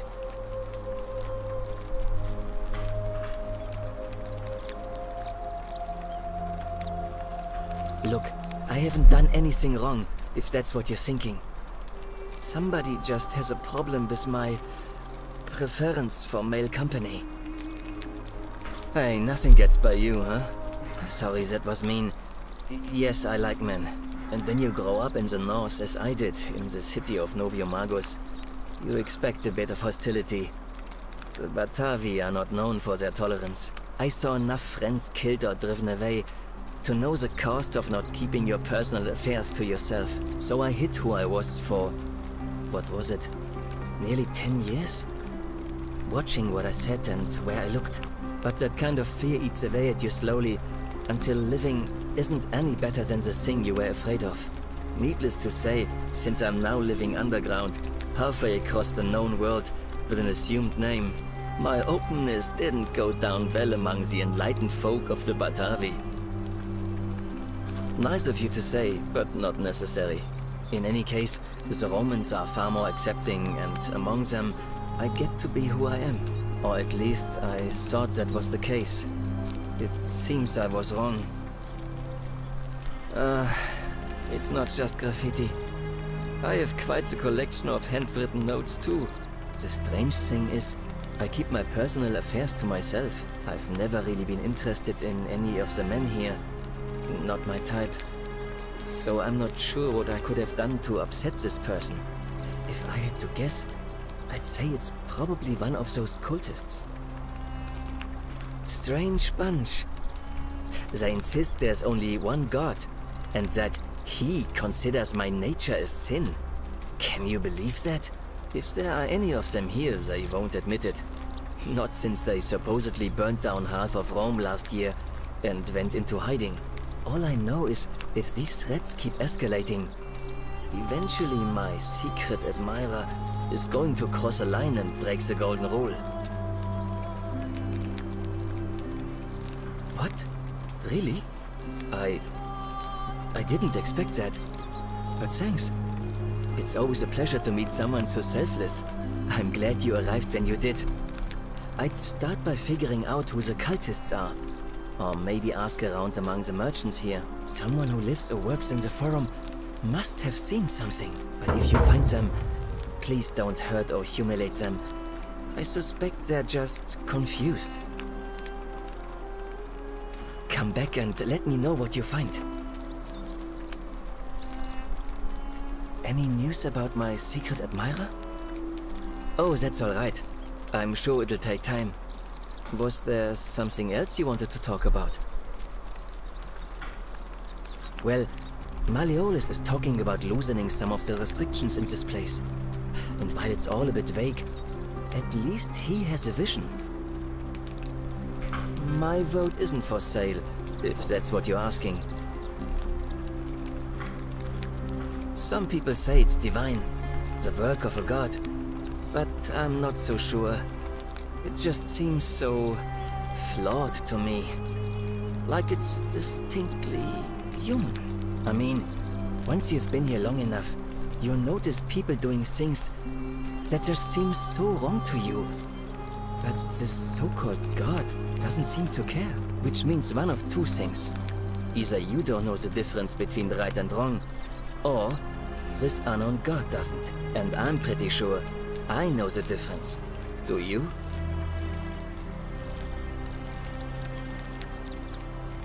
Good. Then I hope you'll agree that there are only two ways of dealing with unfair rulers. The first is to leave. The second is to remove the ruler from power. And it seems leaving may not be an option.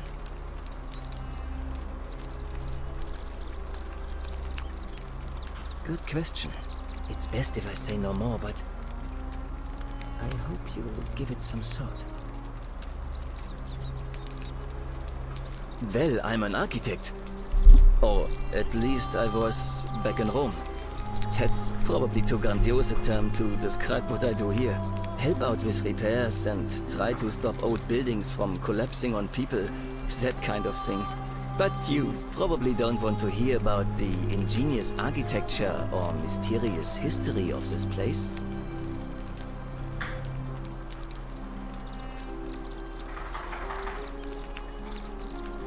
You mean the Great Temple? This one's a bit of a mystery. Given the way it's positioned so prominently, looking down on us, it's clear that whoever built it felt it was the most important temple in the city. Unfortunately, someone else went out of their way to keep its purpose a mystery. You see, usually a temple is dedicated to a particular god, like Proserpina or Diana or Apollo. Usually, that god is obvious. But in this case, it's unknown. There's an obelisk out the front, which probably used to bear the name of this unknown god. But it appears some barbarian defaced it. And of course we can't get inside because it's locked up tighter than the Temple of Saturn in Rome. And that contains the treasury. So we're all left wondering, which god is that temple dedicated to? And could it be the one responsible for the Golden Rule? Unless somebody figures out a way inside, I suppose we'll never know. Oh, I'm glad you asked. Some of these shrines were constructed hundreds of years ago, which means Romans have been arriving here for at least that long. But there's one thing that puzzles me. The oldest shrine in this avenue isn't Roman at all. It's Greek. Well, yes, that could be the reason. Or it could mean that there were Greeks living and worshipping here before the Romans arrived. Which begs the interesting question, who really built this place? And could it be far older than any of us imagine? If only there was a way we could talk to the people who came here before us. The stories they could tell. Gladly. Personally, my favorite thing about this place is the aqueducts. Those series of adjoining arches. They're an ingenious feat of Roman engineering with a very practical purpose. They take fresh water coming from outside the city and distribute it all across the chasm. It's funneled below the palace and into a cistern beneath the Great Temple.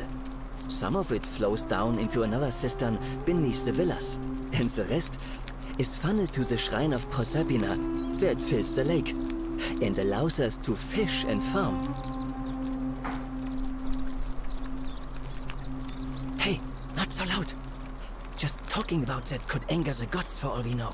I'm not saying it's impossible, but you'd have to find a way inside somehow. Just, please, try to be a bit more discreet about it. Of course. Nice to talk to you.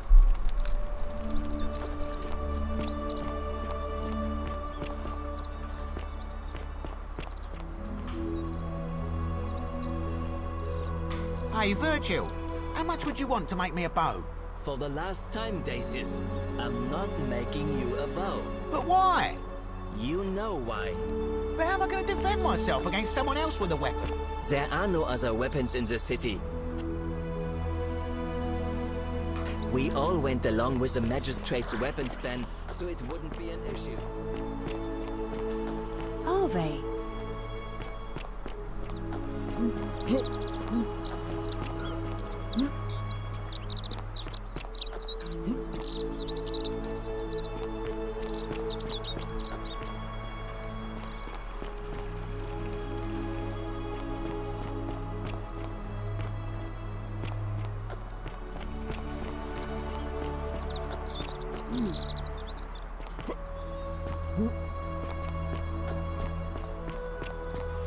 Ah, a fellow traveler from a faraway land.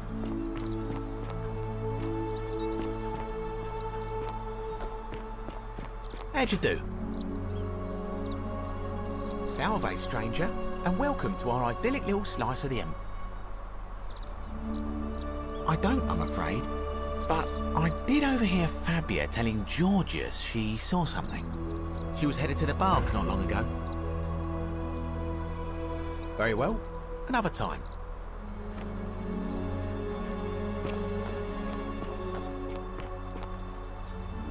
Help!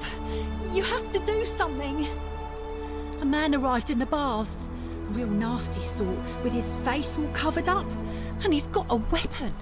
You have to do something, or he's gonna break the golden rule.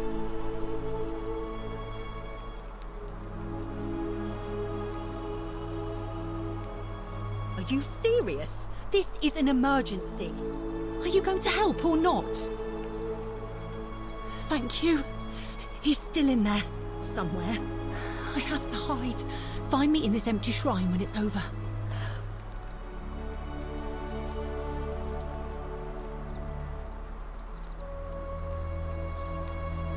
What? We don't have time for this. I have to go. Ugh.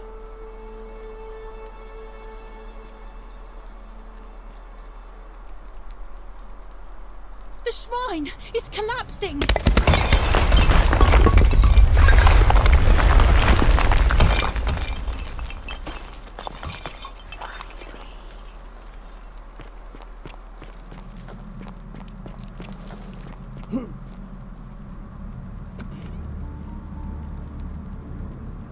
Stop right there. I'm looking for Tiberius Quinctius Crispus, otherwise known as Quinctius. Do you know where he is? I'm not sure I believe that, so allow me to explain something to you. I am here with orders from Emperor Nero himself to find and execute the cultist Quinctius for terrible crimes against the Empire. So, if you tell me the truth, I will allow you to live. But if you lie to me or otherwise obstruct the Emperor's business in any way, I will put this arrow through your chest. Is that understood?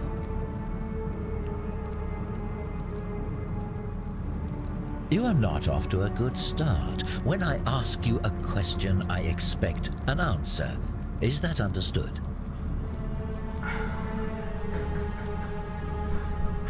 Thank you. Now tell me, who are you people, and what is this place?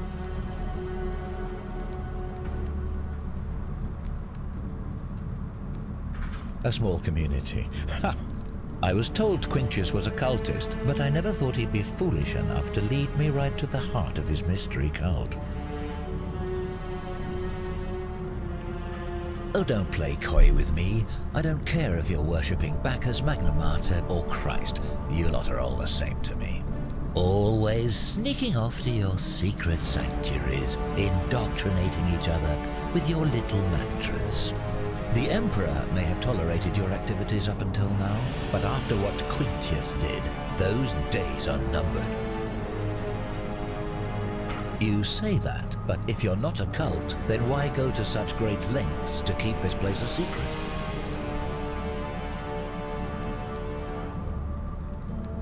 So you admit you're not allowed to leave.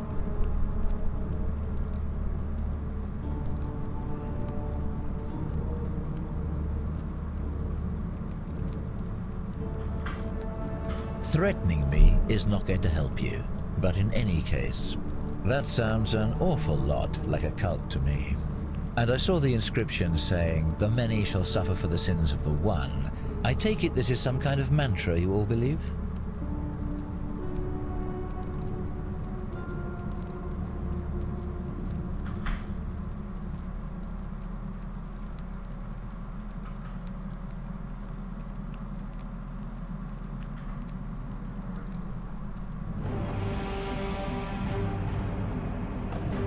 Another lie. So you really do believe that? Fascinating. You've clearly been indoctrinated into this nonsense. Now tell me, where did you lot get enough gold to make all these statues? You lot are practicing human sacrifice too. You people disgust me.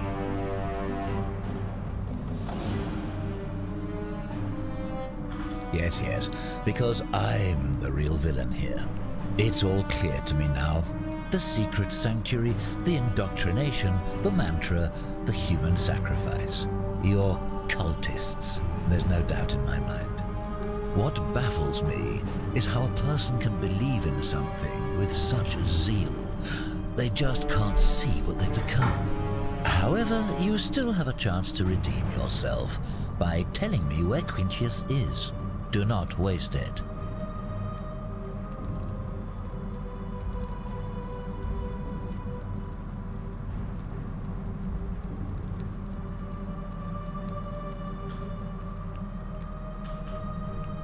Very well. Here's what I know. He's a 40 to 50-year-old man with distinctive eyes, one green and one blue. He's also known to have delusions of grandeur. The Emperor says he and his cult, your cult, are responsible for starting the fire which burned half of Rome to the ground and killed thousands in the process.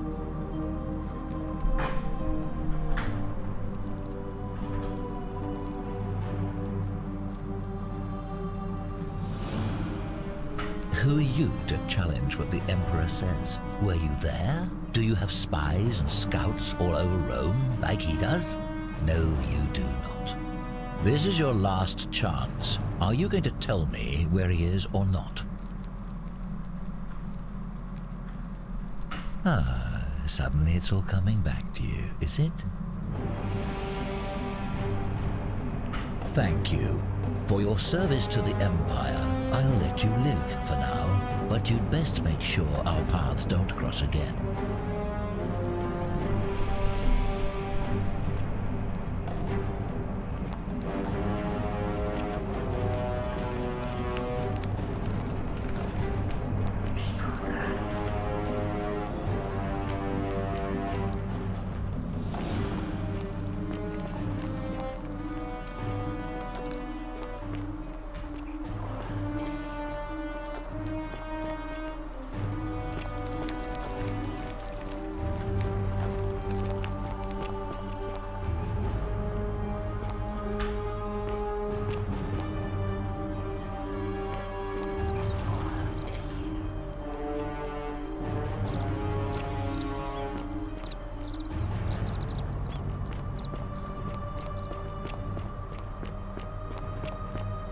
Fear is proof of a degenerate mind.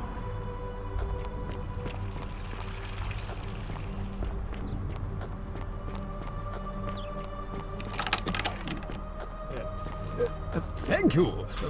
Thank you. I am delighted and deeply honored to have been elected your Majesty.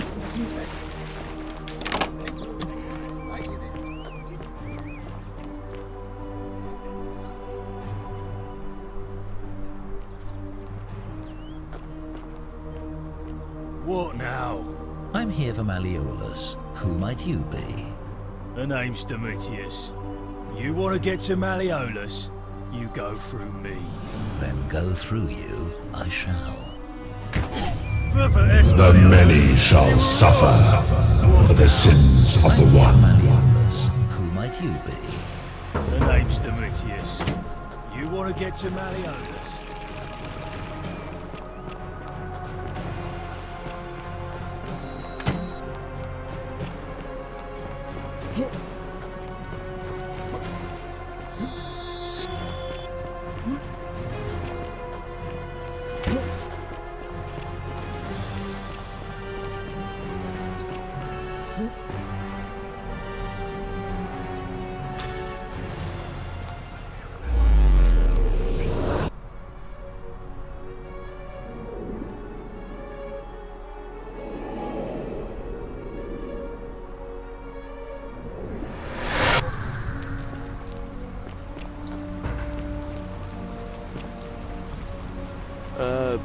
Salve, friend.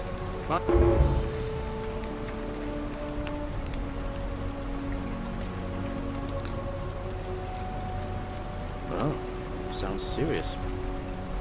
Yulia. I'll go.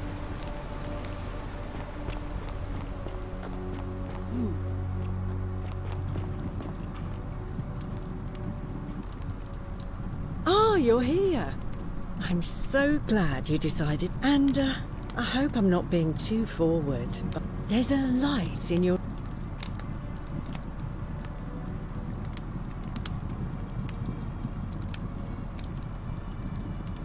How dare you?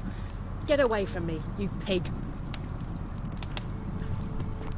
Ixion turns.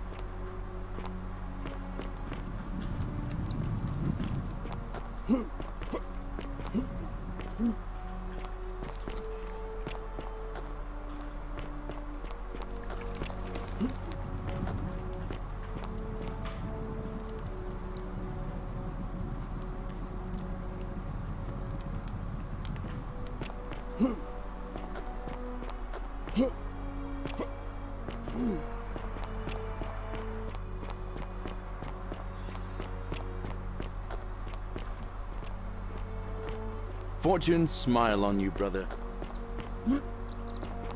Salve. Help! You have to do something! A man arrived in the baths. Real nasty sort. You have to do something.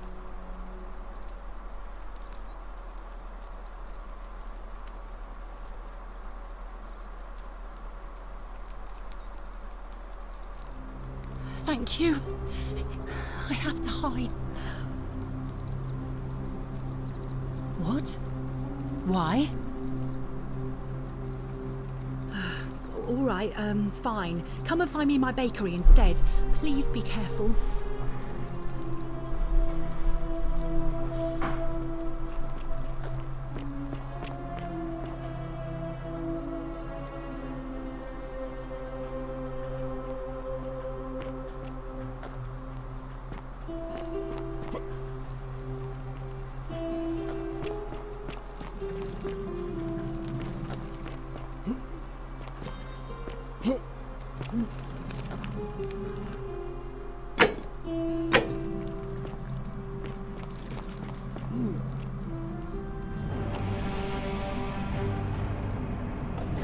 Stop right there. I'm looking for Tiberius Quinctius Crispus.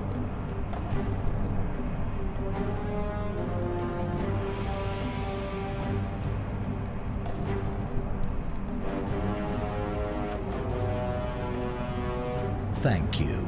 For your service to the Empire, I'll let you.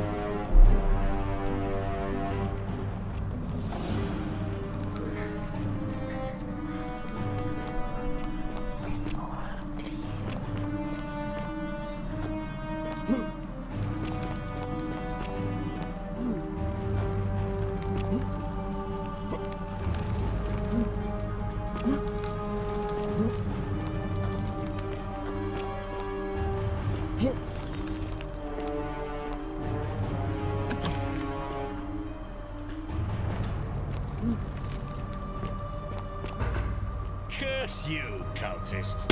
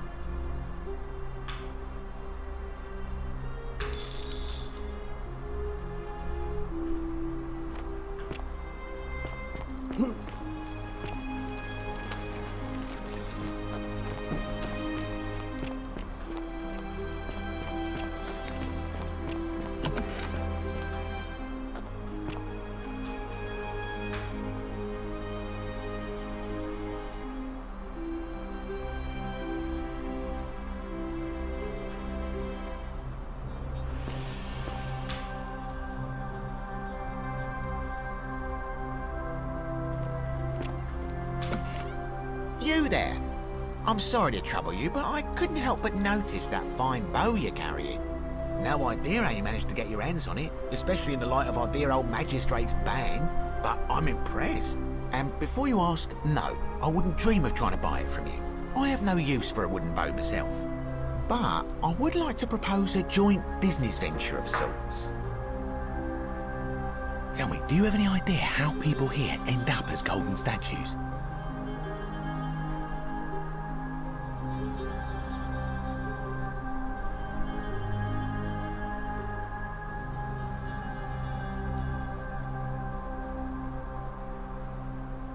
Well, between you and me, I found an old scroll from years ago, hastily written, in which the author claimed something extraordinary and terrifying.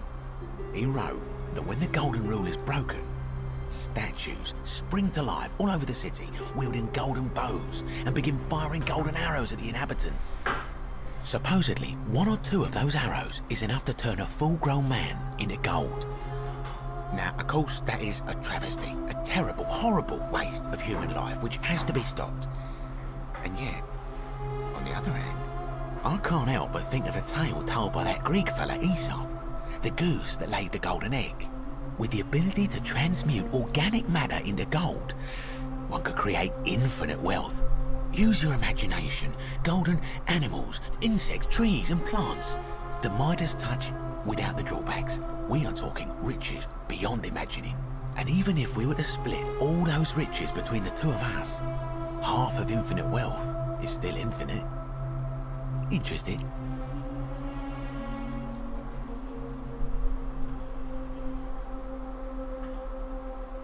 Look, I might have skimmed over that one, but don't be so pedantic. Are you interested or not? Excellent. So the first question is, how do we get our hands on one of those golden bows? Now, I have a plan, but first, tell me, are you familiar with the story of the goddess Diana? No problem. Allow me to explain. Diana is our goddess of the hunt, the moon, and the underworld, depending on who you ask. The one thing priests and poets agree on is that she carried with her a golden bow and a quiver of golden arrows. And it just so happens that there is a shrine of Diana in this very forum, with a prominent statue of the goddess herself. And would you like to guess what she's holding in her hand? Precisely. I can't tell you how many hours I've spent in that temple staring at it, trying to figure out how to retrieve it without breaking you-know-what. Oh, gods no! If you tried that, we'd all be dead within moments, I'm sure. No, here's what I propose. You give your bow to me, I cover it in a thin layer of gold leaf, and we create a replica of a golden bow. Then you enter the shrine, extinguish the braziers, and under cover of darkness, swap out the fake for the original. It's not theft exactly, it's more of a the trade. But make no mistake, this is a dangerous path, and there's no way of knowing where it will lead. But in my experience, all the best adventures begin with a risky first step. Now, you must have questions. Ask away.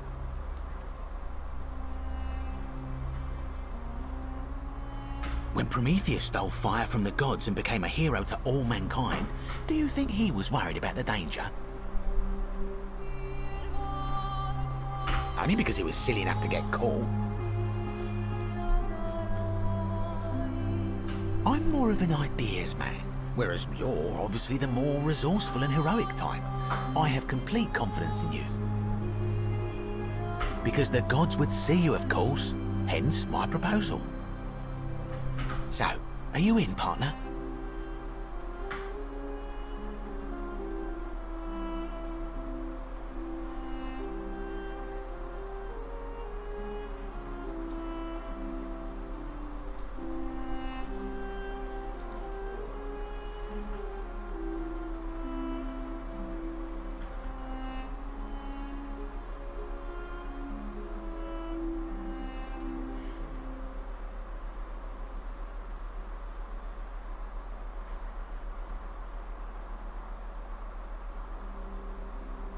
Are you sure?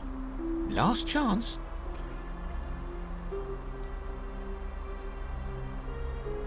Wonderful. Now, if you'll hand over your bow, I can get started applying a layer of gold leaf. This is a quality weapon. Now, bear with me for a moment. And here we are, a gold leaf bow.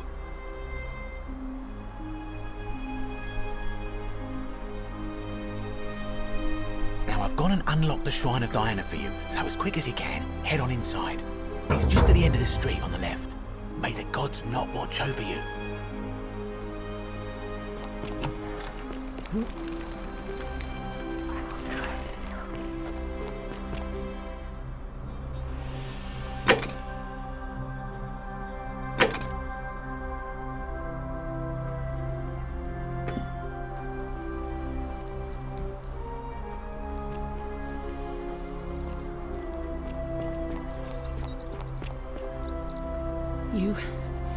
You took care of him? An accident? Whatever's in that great temple up there on the bluff. It's over? I bet it's worth a Oh God, it's such a relief. I really thought we were all going to die. I do have a question though. That shrine, the one I was going to hide in, did you know it was going to collapse?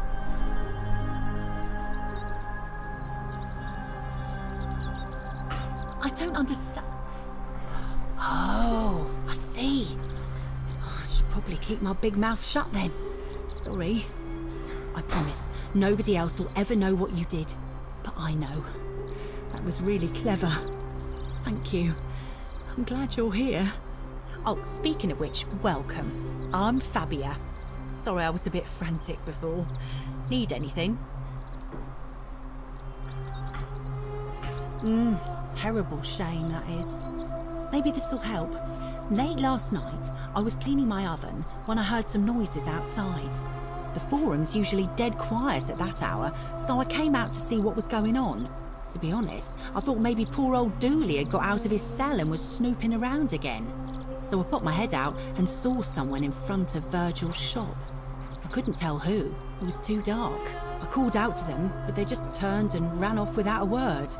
All I remember is they ran past a lit torch and the light glinted off something metallic. Armour, I think. So I suppose it could only be one of three people. Horatius, Domitius or Rufius. I hope that helps.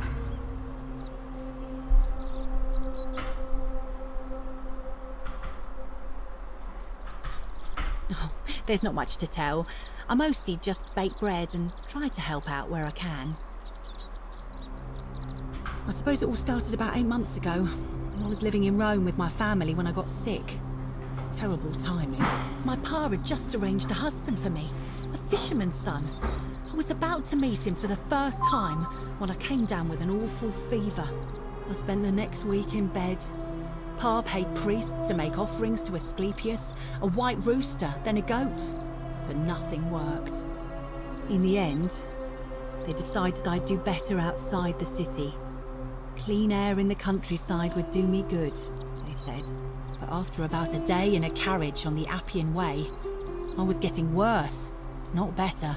I remember closing my eyes for a bit, and I guess I must have fell asleep, because when I opened them again, I was in a forest by a river. I suppose the driver took off with his fee and left me for dead. Can't say I blame him. I wouldn't have wanted to catch what I had either.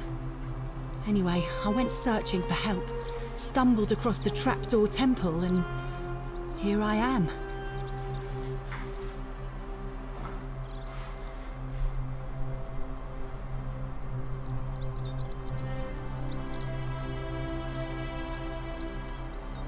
Oh yeah, I suppose you're right. Hadn't really thought about it. But the gods are mysterious and powerful. Who knows what their plans are for us?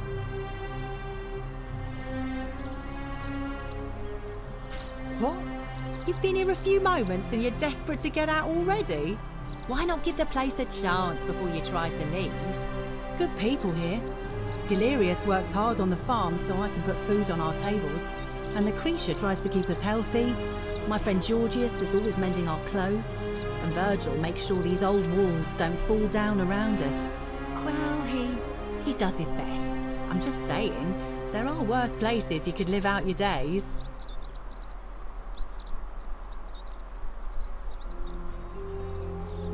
Well, I can tell from your funny accent you're not from around here, but that doesn't mean you don't belong, does it?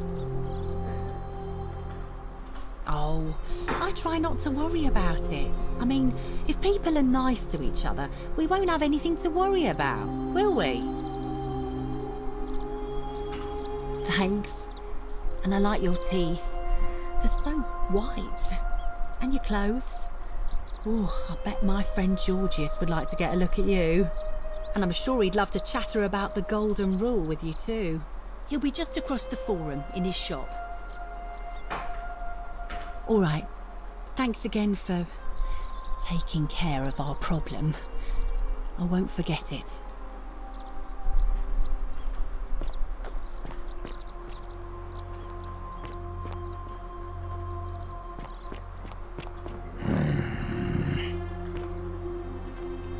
Welcome. Ah, a fellow traveler from a faraway land.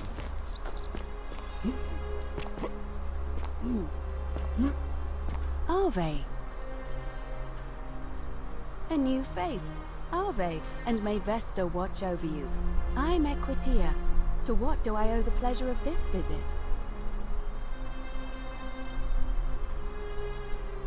It must be completed by dusk, just the same as any other official business. It'll be between Sentius, the incumbent, and Malleolus, the challenger. Why do you ask? All of the male citizens who are willing and able to attend, unless they're running, of course. That's just the way it's always been, I'm afraid. It never sat right with me, either. There are some women who can vote, Vestal priestesses like myself, but in this case, given my role overseeing the election, I've decided to abstain. I can't allow the perception that I'm being anything but fair and independent, but if it's any consolation, there are other ways to influence the outcome of an election. By using whatever gifts the gods gave you. Nothing untoward, of course. All of the male citizens... Well, you're not a citizen yet, so no, I'm afraid not. But if it's any consolation, there are other ways. By using all of the males... But if it's...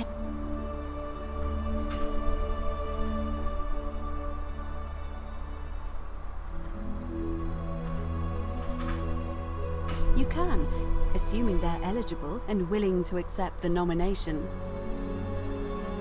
I'm responsible for announcing it and making sure the procedures are followed. Certainly. I'm quite sure it's the work of the gods. Which is strange because they've never been particularly concerned with our misdeeds, as long as we've kept the peace of the gods.